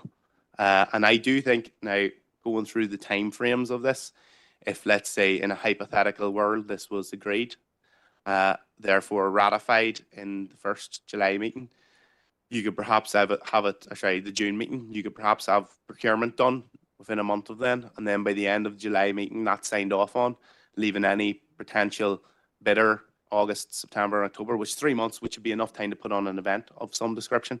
Even perhaps if it went to September, in the knowledge that the procurement, that it might be tight notice for a provider to do, anyone who would bid would be bidding in the knowledge that they could have to provide it within 2 months, and therefore it would be viable.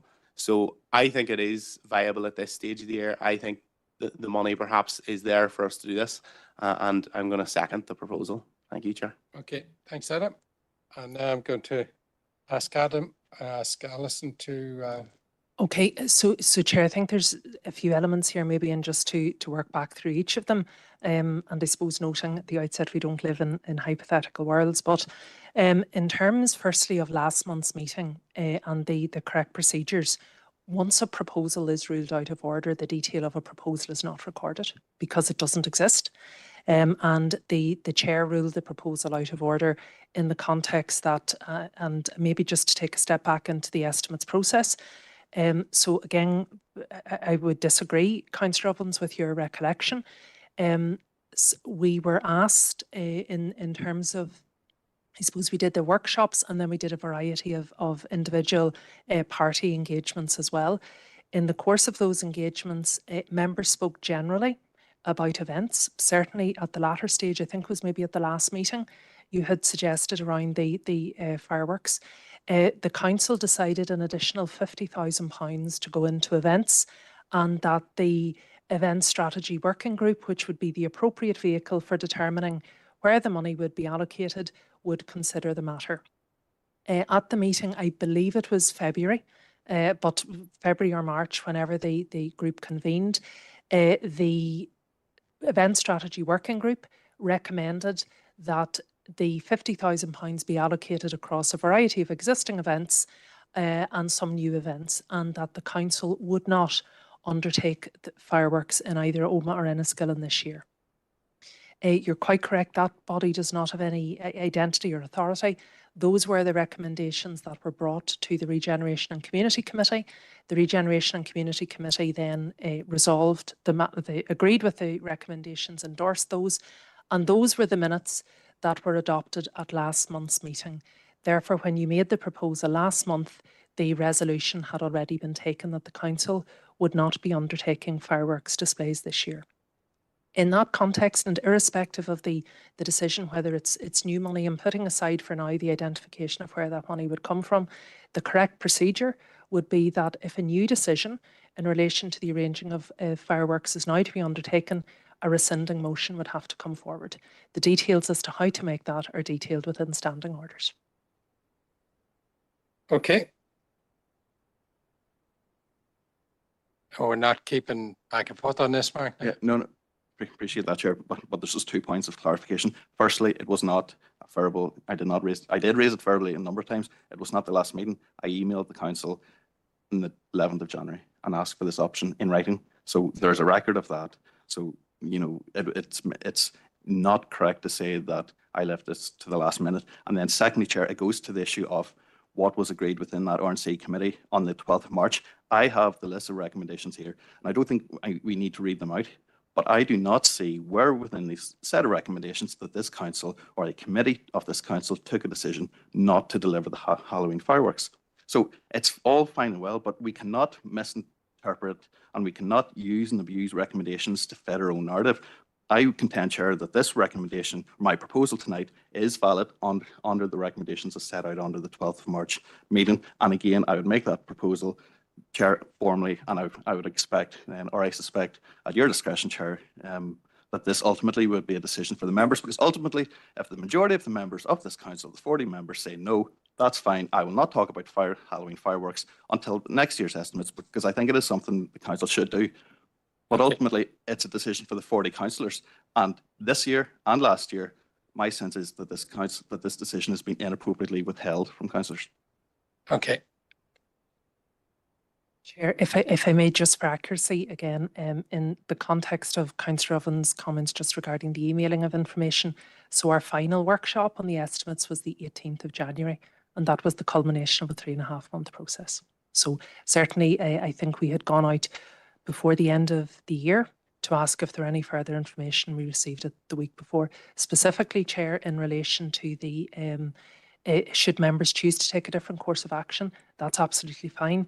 But the course of that is through a rescinding motion. And I certainly, in relation to it's very clear, the minutes of the Regeneration and Community Committee adopted the recommendations of the Event Strategy Working Group. So once they're adopted, that is taking that in. Adam, you know, I'm not. For clarity, just Chair, if you don't mind me, I'm looking at the report that was brought to that RNC meeting, just to help me own understanding of why this is being ruled out on this occasion, and why the Chief Executive believes a rescinding motion may be necessary if they want to go ahead with this. So it does say, the report says, given indicative costs, it was noted that, and this is by the estimate, not by the estimates, the Event Strategy Working Group, it would not be possible to stage the Halloween firework events and provide additional funding towards sponsorship. So in my view, the council noted that they weren't providing the money to fireworks at that stage. And quite often we would note things and then make a resolution on them after it.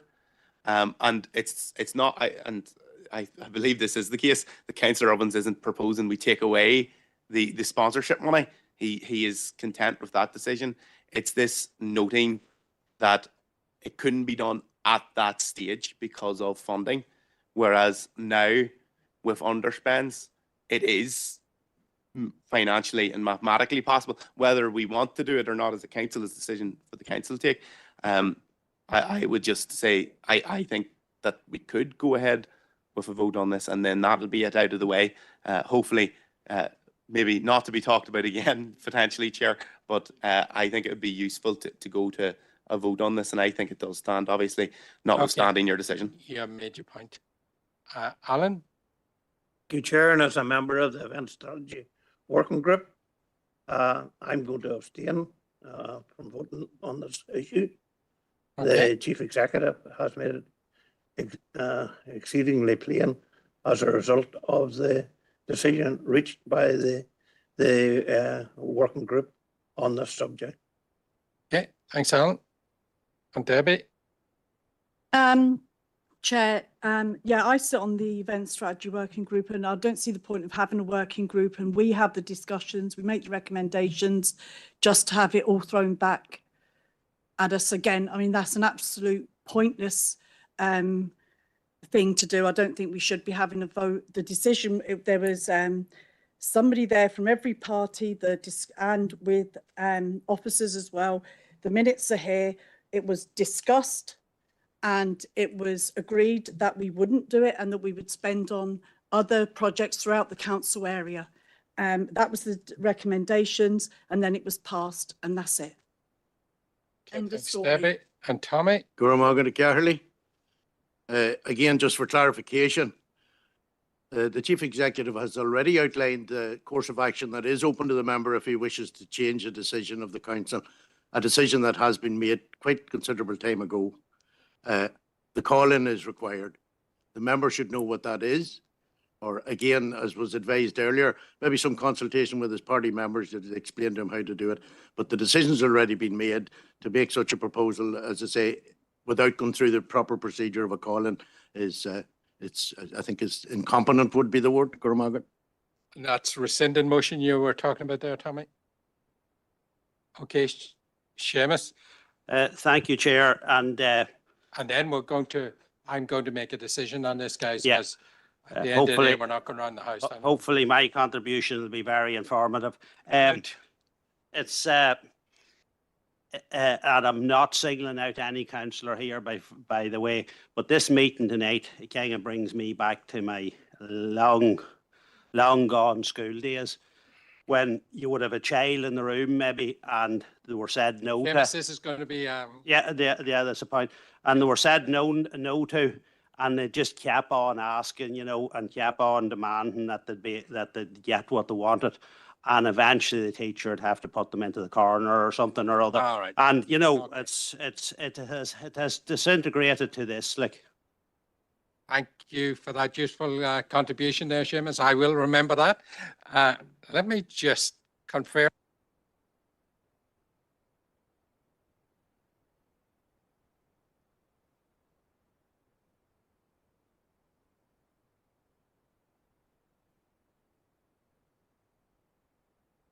No, Mark, I'm not taking that as a proposal. And Adam, the course of action there is a rescinding motion is needed because the decision is already taken.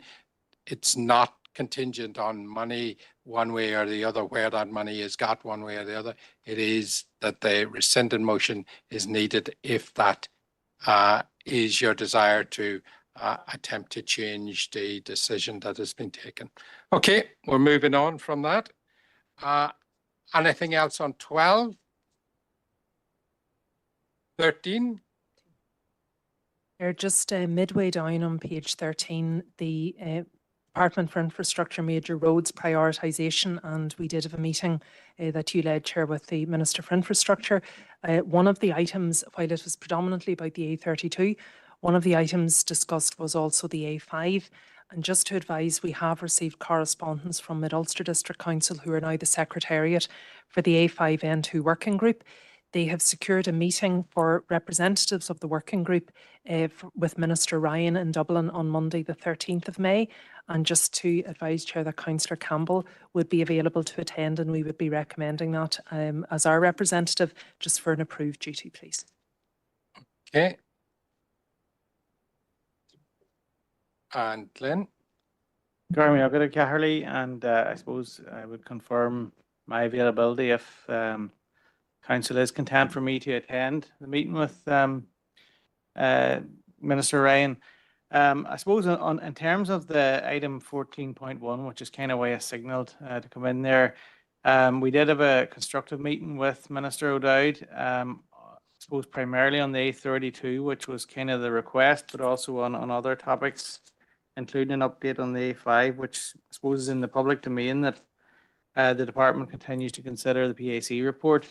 On the A32, I suppose the Minister acknowledged the fact that the aspects of that scheme, particularly the Cornamuck realignment scheme, are very much, shovel ready, and it really is just budgetary constraints that have held it up thus far. And of course, as a Minister, in the current climate, as you might expect, Minister O'Dowd was kind of pointing to the fact that there are competing projects. But he did, I felt, offer reassurance that the fact that the A32 connects the Omagh Hospital and Primary Care Complex and the SWA, connects those two vital services in terms of health for our district, that would form part of his consideration when when deciding which projects could proceed. And I suppose we anticipate a decision to be made on that soon. So, I mean, I thought that the delegation was a useful exercise. I thought that whilst there's always limited time in these meetings, I thought that we used that time till the best of our ability. And I left the meeting, I suppose, hopeful that progress can be made on the A32, Chairman. Okay. Are we all good? Thanks. Stephen? Yeah, thank you, Chairman. I'm happy to propose Councillor Campbell as the Council's attendee to that meeting with Minister Ryan. And I suppose just to mention, it would be remiss of me not to acknowledge the fact that since this Council last met, 2 more young people have been killed on the A5. One of those actually took part in their school's campaign calling for the upgrade of the A5 just a matter of hours before the previous day. So our thoughts and prayers with all those affected and all those who've lost their lives they did on the A5. Yes. Thank you, Stephen. Have I got a second there? Debbie? Thank you. All agreed, members? Okay. Anything else on 13? 14? Chair, just on page 14, we have a response from the Agriculture Minister in relation to bovine TB. The Council had requested an updated timescale on each of the proposed interventions, but also for some clarity regarding compensation rates. So really the Minister is saying that indicative timescales have been provided across each of the interventions, but specifically in terms of compensation rates is drawing members' attention to the Secretary of State's consultation regarding revenue raising and associated measures, and those are now being considered. Okay. Josephine? Chair, I had actually wanted to come in on the Minister's reply to getting it right first time report. So I'm happy to give way to any other councillor who wishes to make a comment on bovine TB. Okay. Seamus? Yeah, no, I'd like to thank the Minister for his response. Just I want to ask the Chief Executive, we did look for a meeting with the Minister. Is there any progress being made in that? And if not, should we send another letter just reminding that we have looked for a meeting? Yes, Chair, the Diary Secretary, the Minister's Diary Secretary has been in touch. We've provided some options, but we will follow up again tomorrow. We just don't have a date tied down as yet. Are you happy to note the correspondence, Seamus, for me? Thank you. And Mark? Thanks, Chair, and I'm happy to second the noting if necessary for that. And good. I mean, Chair, it's just really, as Councillor Green has said, just to welcome the clarification from the Minister. I mean, broadly, it's a pretty positive letter, and I suppose speaking in entirely Iron West capacity and, you know, someone who's involved in the family farm, it is welcome that there's a little bit of light, hopefully, on the timescale of the wildlife intervention point, because that ultimately is the thing that every farm business and every farmer out there is waiting for. Because as we sit here tonight, there are people who had tests today who went down with TB today. There'll be people who go down with TB tomorrow, and this is just an eternal or a persistent problem. And there was particularly good reporting, actually, and I should commend, actually, I think he's a relatively new journalist, one of the local newspapers in Fermanagh, from William Smith. I think it was either last week or the week before, and I thought he and his reporting was very good and actually shining a spotlight in terms of the human cost of TB. I mean, TB, it's an animal disease, it impacts farms, that's fine. Farmers know it's not an easy career or easy profession, but ultimately whenever you shine a spotlight and you can see, and you almost see the devastation on the faces of those farmers, I think that reporting and those number of articles were particularly good. So it's just to put that on the record as well, Chair. Thank you. Okay, thanks, Mark. And Josephine? Okay, just hold 1 second, Josephine. Chair, sorry, just before maybe Councillor Deehan comments, just to note to members in your other correspondence folder then is a response from the Minister of Health just in relation to the Council's concerns regarding the getting it right first time and specifically the validity regarding the data. Okay, Josephine. Yeah, thank you, Chair. Thank you, Alison. Well, first of all, I want to welcome this correspondence from Minister Swan and propose to note it.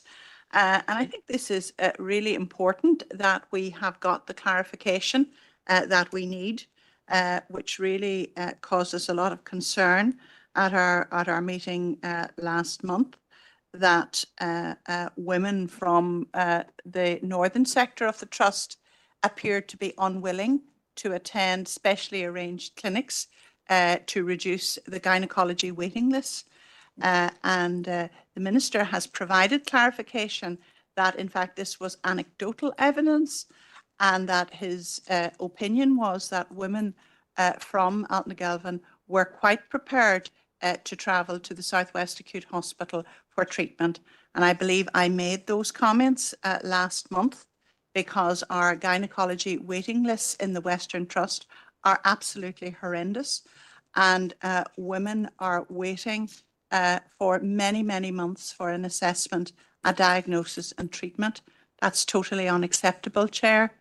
And in his letter of the 3rd of May, Minister Swan confirms his commitment to reducing the gynecology waiting times.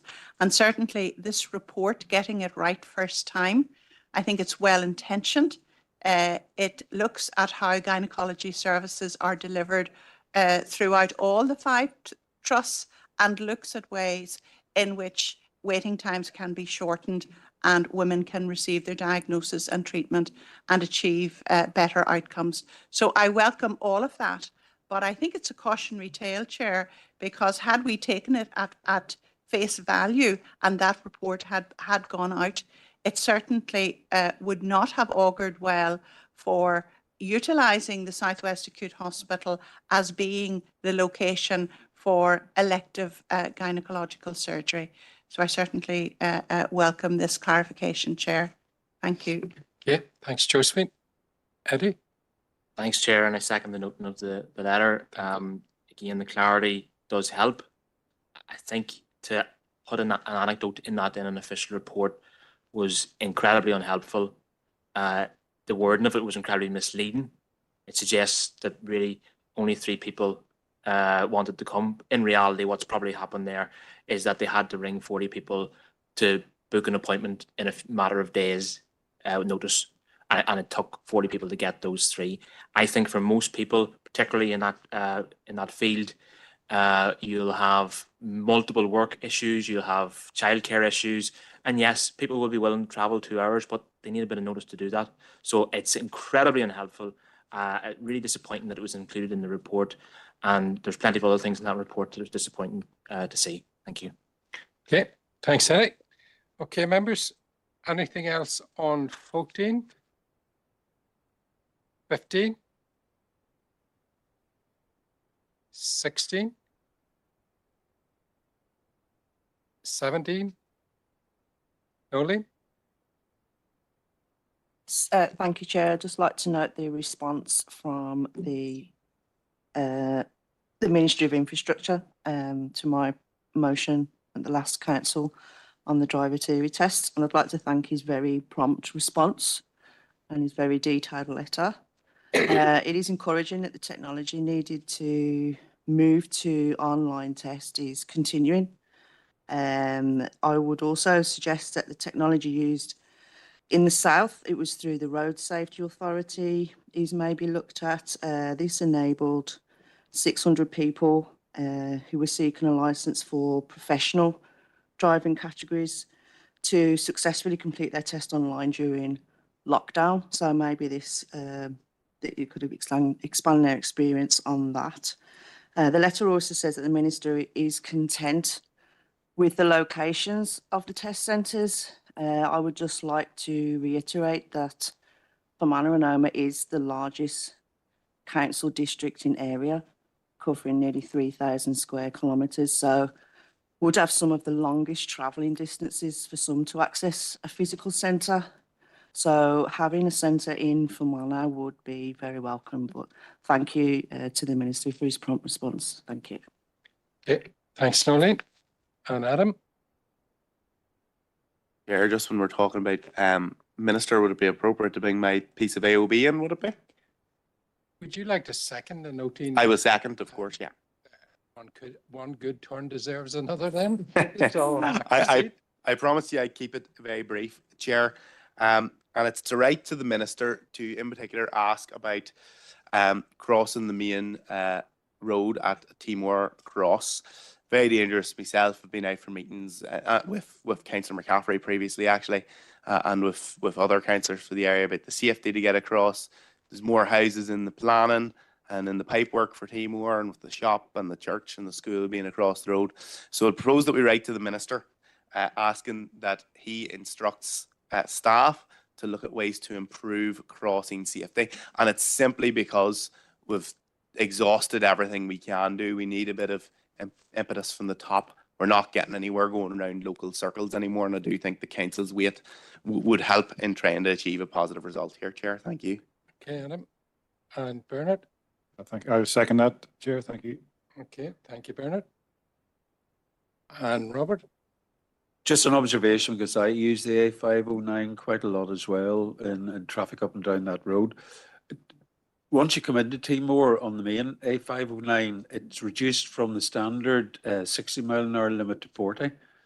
If there's going to be more housing developed, because particularly the housing is developed down towards the Manuk complex down on the right if you're heading towards Belturbet, it may be a requirement to reduce the speed limit down to 30. Now, I know road service would have criteria to actually do that, but it is a fast road, and I've remarked, and I'm sure Councillor Cannon and other councillors in the area, that there are a lot of people that do not heed the 40-mile-an-hour speed limit come down there, and that's just not in the evening, you know, in late hours and going into dark. It's during the day, and they could be revving up your rear end, if I can use that vernacular, for the back of the car at 45 or 50 rather than 40 miles an hour. So I think a review of the speed limit going through there, because of the increase in the density of population, may be a necessity going forward.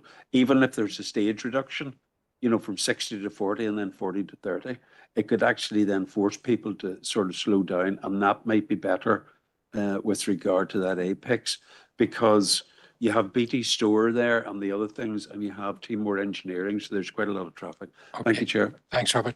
Adam, are you content enough that that's included? Yep. And Bernard? Yep. Are we all agreed? Yep. Okay. Thanks, members. Anything else? 17? 18? 19? Chair, just on 19, we have a response from the Northern Ireland office, just from Minister Steve Baker, and this was regarding the council's representations, really, that all matters that could be done would be explored in relation to the BTEE site. So the Minister's response is really just confirming that these matters are now fully devolved to the Northern Ireland Assembly and refers us to the Department for the Economy. We've previously made representations to the Department and also to the First and Deputy First Ministers as well. Okay, I have a proposal and seconder to note. Eddie, thank you. Diana, thank you. Okay, anything else? 19 and 20. Okay, that concludes the minutes.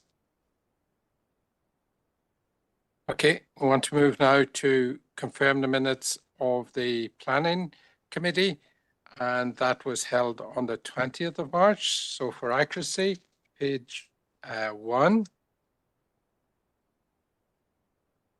2, 3, 4, 5, 6, 7, 8, 9, 10, 11, 12, 13, 14, 15, 16, 17, 18, 19, and 20. And Robert's proposing, seconded by Roisin. Thank you.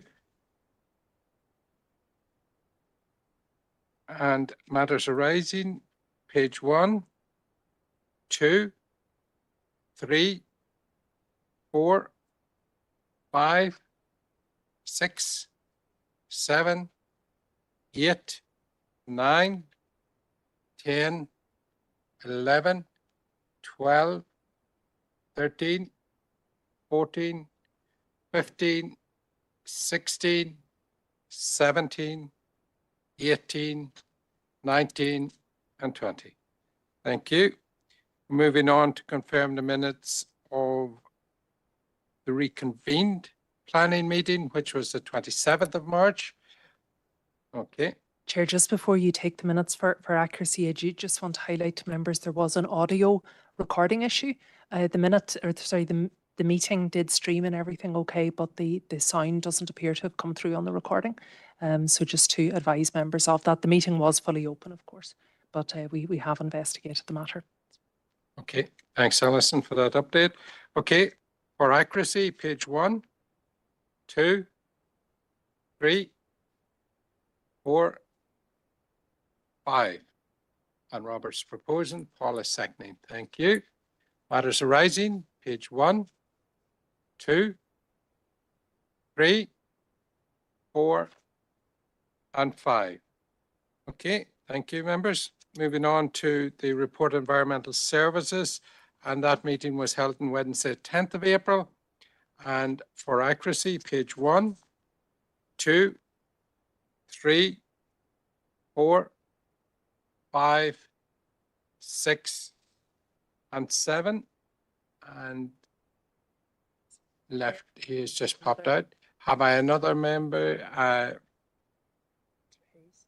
Nolene, thank you, and seconded by Paul. Okay, and for matters arising, page 1, 2, 3, 4, 5, and John. Thank you, Chair. I raised an issue about dog waste and fouling, and I'd suggested maybe the officers would look at placing a bag dispenser at council areas. But I haven't thought about this in hindsight, and I was babysitting today, so I have a lot of time to think. When I started driving, we didn't have to wear seatbelts, and we made it compulsory. Is there any way perhaps we could approach DARA to bring in legislation that dog owners walking dogs must have bags or some way of lifting their dog waste? And then, because the problem is we're not able to catch these people, but it's if they don't have the implements to do it, they're never going to do it anyway. So I don't know if that's something that maybe the officers could look at, that we could make them carry the stuff, and at least if they have it with them, they might use it. But if they don't have it with them, they're never going to use it. So I don't know if that's something that we could look at, or would it be something that we would have to look at DARA bringing through, or is that something we could do as a local authority ourselves? So bringing Robert here, just. Yeah, thanks very much, Chair. It's just on the back of what John's saying. If that was a proposition that would stream from this council, and it is probably right, you would also have to twin it with the powers of stop and check for compliance, not just for PSNI, but also for authorised council officers. So if it's going to be standing order, otherwise it's not going to have much effect in regard to enforcement. And there are issues with that, but it's a viable suggestion, I think, because there are too many people that are walking. And I have even got it in my local village, and in Enniskillen, there are responsible dog owners who are fed up with non-responsible dog owners who have left their dog fowl on the street, and they're actually highlighting by spraying paint on the other dog owners that haven't lifted the dog fowl. So there is a level of compliance out in the community.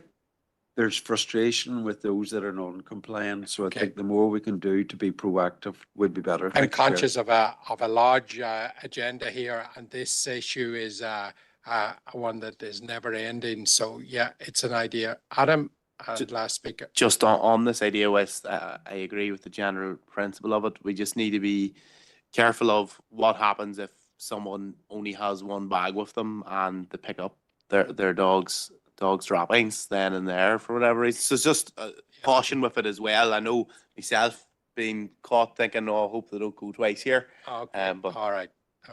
I'm just going to ask Alison.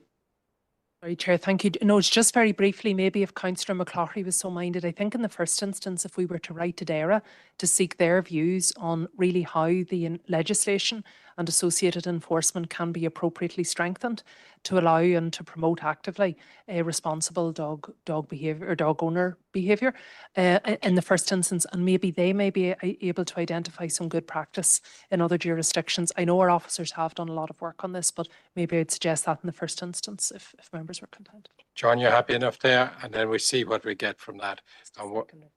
And can we, who was seconding that, Robert? Are you happy enough? Yep. Okay, members, we all agreed? Okay, anything else on 5, 6, and 7? Okay, members, thank you.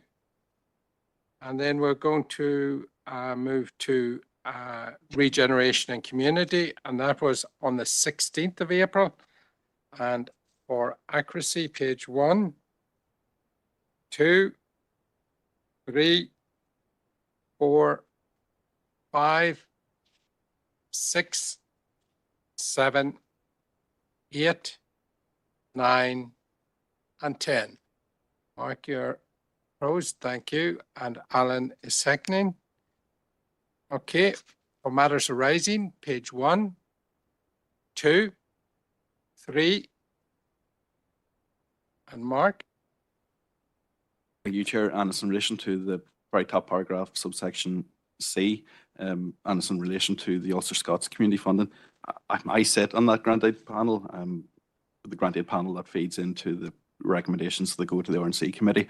And I made a proposal or a recommendation at the initial grant aid panel that in a very specific proposal in relation to Ulster Scots, that we do not go through, that we did not go with the recommended, I believe it was perhaps recommended option 1, either option 1 or option 2.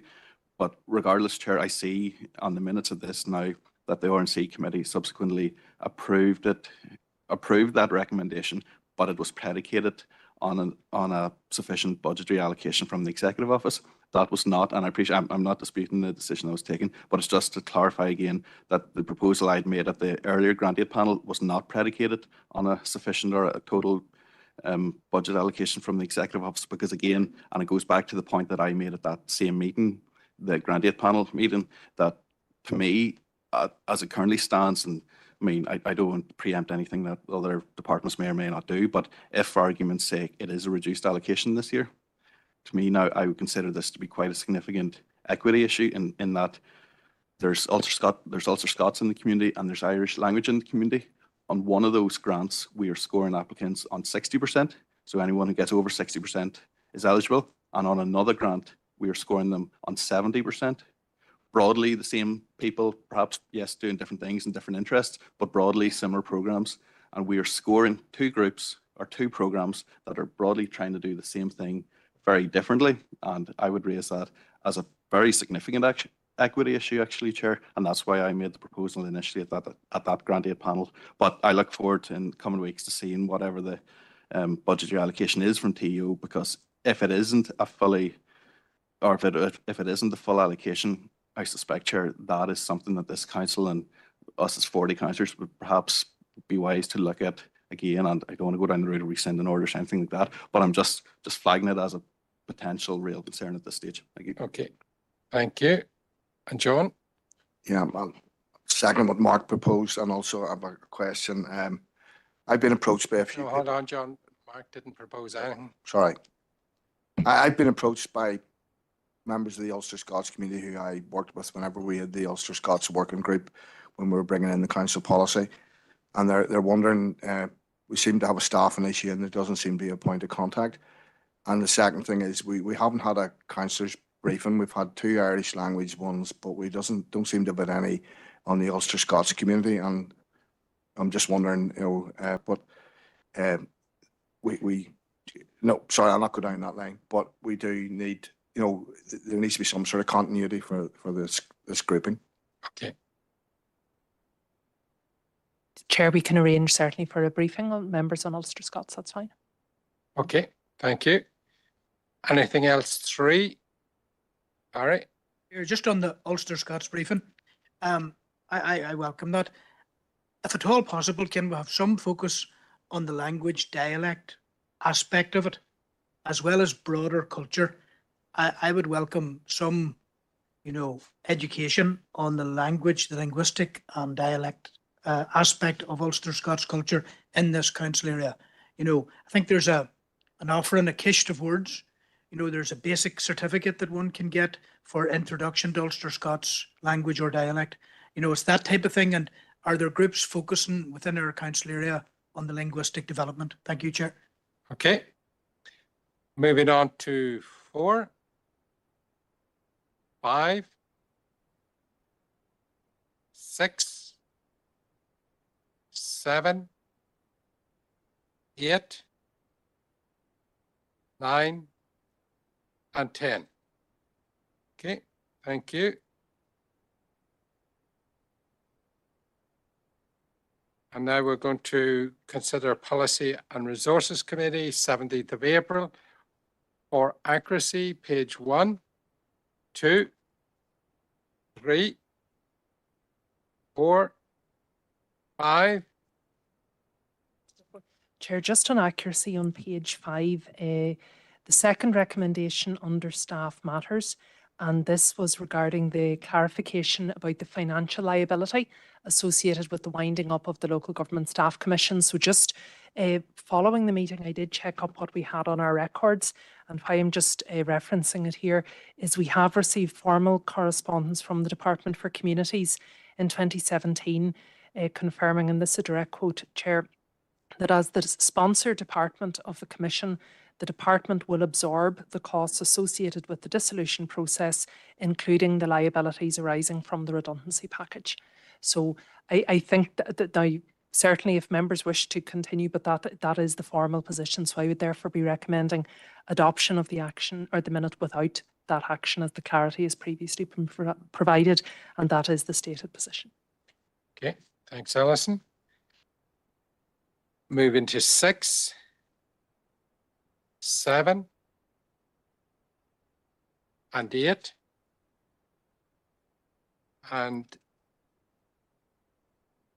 Stephen, are you happy to propose with the recommendation of Chief Executive? Okay.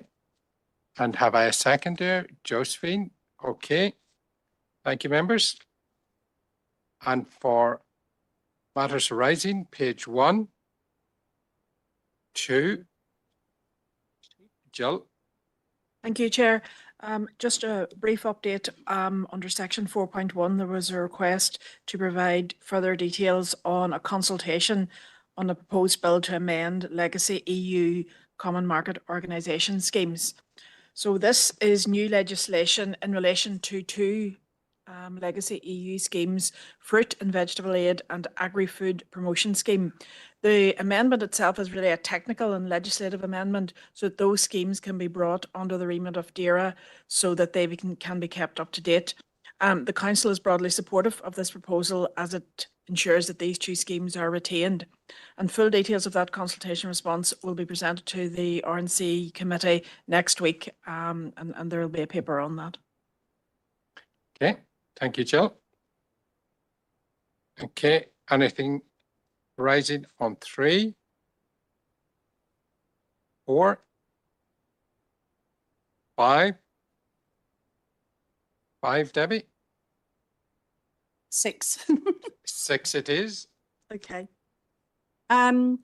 Just I wasn't at the last meeting, so I was, when I was going through the minutes, I was a bit surprised to see somebody bringing up about the nuclear free local authorities membership as an issue. But I just want to assure everybody, like, I don't sit on ICBAN or lots of other committees, and so therefore I don't receive correspondence from any of those ones that I don't sit on. So I'm presuming whoever brought this up doesn't sit on the NFLA, because I do. There's this month's newsletter. I get correspondence from Richard every month, including online meetings that I'm able to go to. And if anybody wants to see a copy of this every month, if you contact me, and I'll forward it, no problem, to you. There was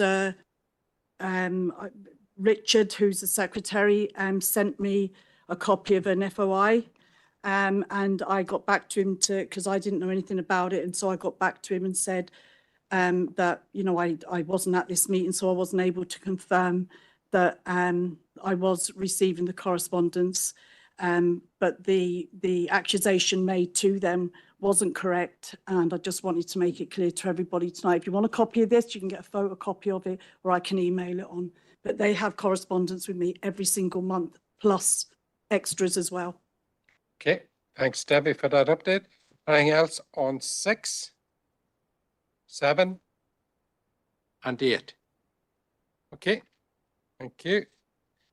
Brings us to the end of those minutes. So we're going to go on to 15 to consider delegation of council powers to the following committees in April: Regeneration and Community, to consider a director's report, Newton Butler application to Peace Plus submission, and to consider an update report on various economic development initiatives, and 2 councillor nominees to the She Ventures Summit, and to consider draft response to a consultation on a proposed bill to amend legacy EU Common Market Organisations schemes, the Department of Agriculture, Environment and Rural Affairs.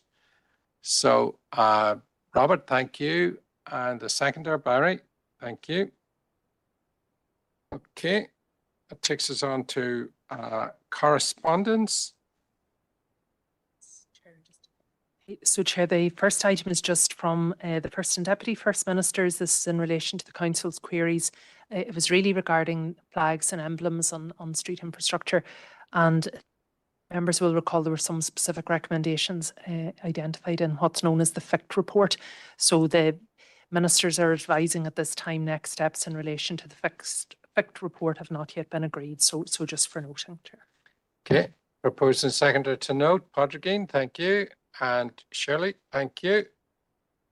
The next letter, Chair, is a request from Leitrim County Council for a letter of support for one of the Shared Island Fund, and some draft text has been included. We do work closely with Leitrim, and we would be recommending that we would proceed with the letter of support, and it's not something that requires any financial commitment from the Council.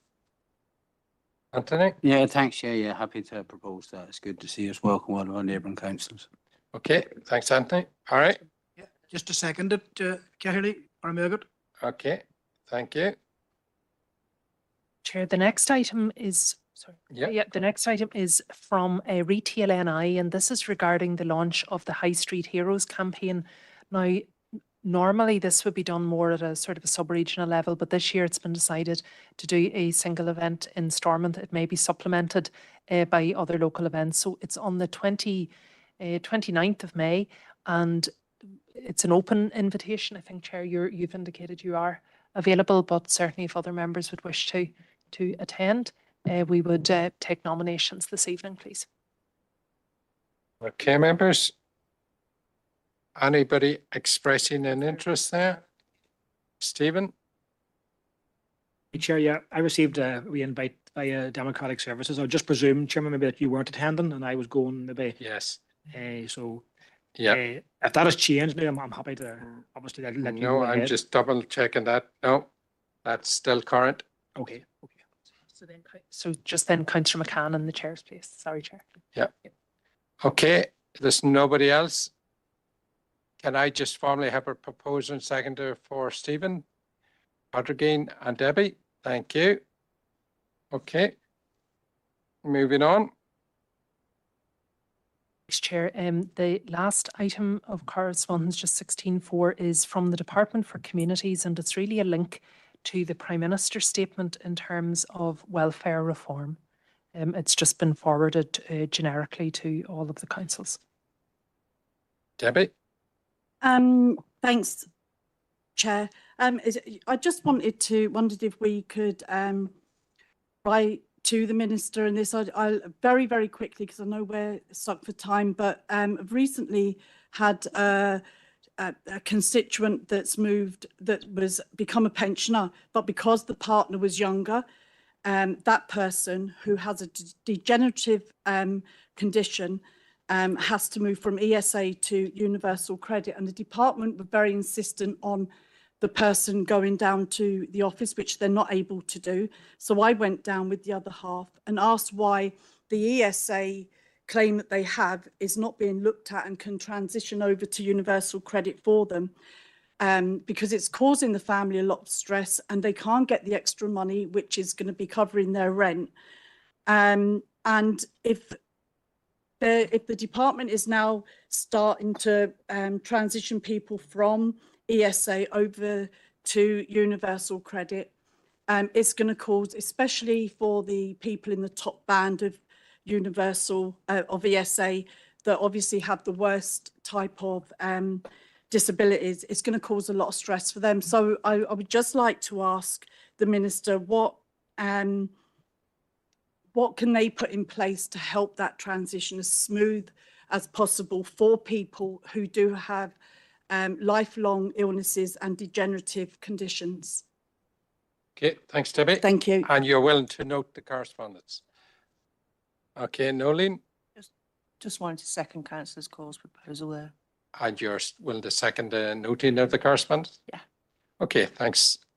Members, are we agreed with the proposal from Debbie, seconded by Nolene? Okay, thank you. And Chair, just to confirm, there were 6 other items of correspondence, but all have been dealt with in the course of the meeting. Okay. Thank you.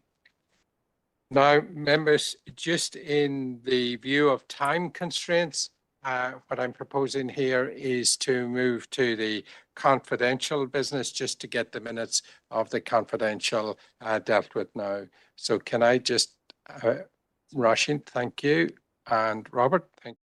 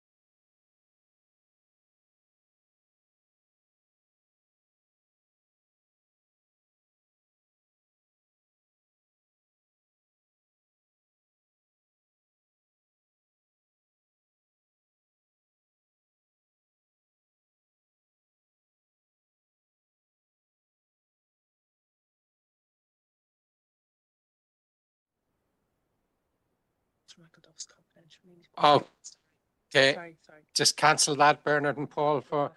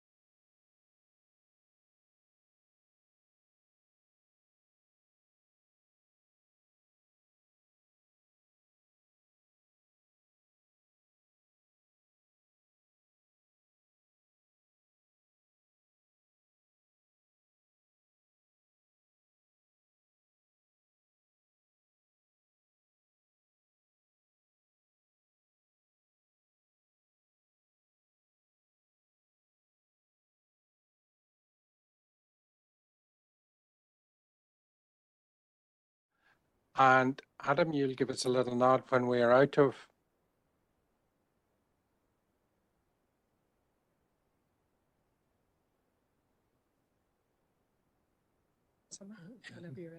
He hasn't come out yet. Okay, now I ask Alison to give us a summary of confidential business. Okay, Chair, thank you. While in committee, the Council confirmed and signed the confidential minutes of the Council meeting held on the 9th of April, and there were 2 matters arising from from those minutes. Also confirmed the confidential minutes of the Planning Committee held on the 20th of March and the reconvened Planning Committee on the 27th of March, and there were no matters arising. A confidential report of the Environmental Services Committee held on the 10th of April, and also Policy and Resources held on the 17th of April, and no matters arising from either committee. And the Council then did receive an update in relation to other legal matters, including an ongoing investigation, and also sought additional legal advice in relation to matters the Council had previously considered. Okay, thanks, Alison. And Josephine and Padraig. Okay, thank you, members. In light of the time, members, I'm not going to get 3 motions done in 5 minutes. So what I'm going to do is I have one other member who has any other business. So I'm going to ask Victor to put forward his. Thank you, Chair. Well, probably to put a wee bit of later sway on tonight's meeting. As one of the very few Ipswich Town supporters in this part of the world, I would like to ask you to write a letter to Fermanagh's very own Kieran McKenna, who guided Ipswich Town at the weekend to the Premiership. This was a great achievement, an achievement done under very little finances and with players who he brought with him from League One last season. So it's a great achievement for Ipswich, for their few supporters, and there is a few supporters in Northern Ireland, I can tell you. So it was great, and just to show that he was a true Fermanagh man and how humble he was out in Christchurch Park in Ipswich this morning, picking up the litter and rubbish that was left behind yesterday. So I would like to make that as a proposal, please, Chair, that you will write a letter in recognition to him, and we're all certainly very proud of him in Northern Ireland. Thank you. Okay, thanks, Victor. Anthony? Yeah, I will second it, yeah. Thank you. Yeah. Okay, that's a pleasurable piece of business to finish on. We have 3 motions there. The first 2 motions can be picked up in the various committees. And Alison, did you want to just say which one they can go to a choice? Certainly Ireland's Hidden Heartlands would sit with Regeneration and Community with the tourism brief, if members were content. Fermanagh Women's Aid is a funding issue, so could really go to either Policy and Resources or Regeneration and Community, whichever members preferred.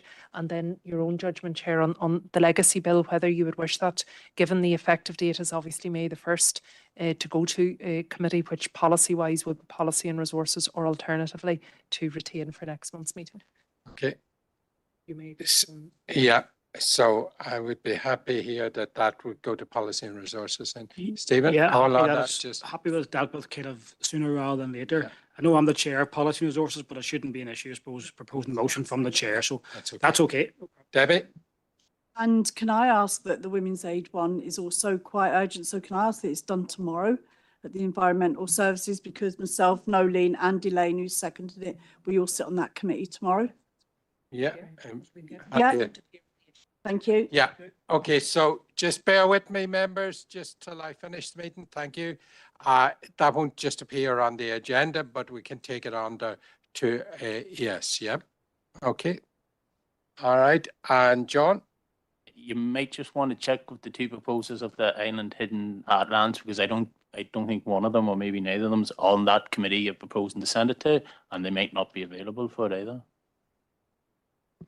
Okay, Dermot?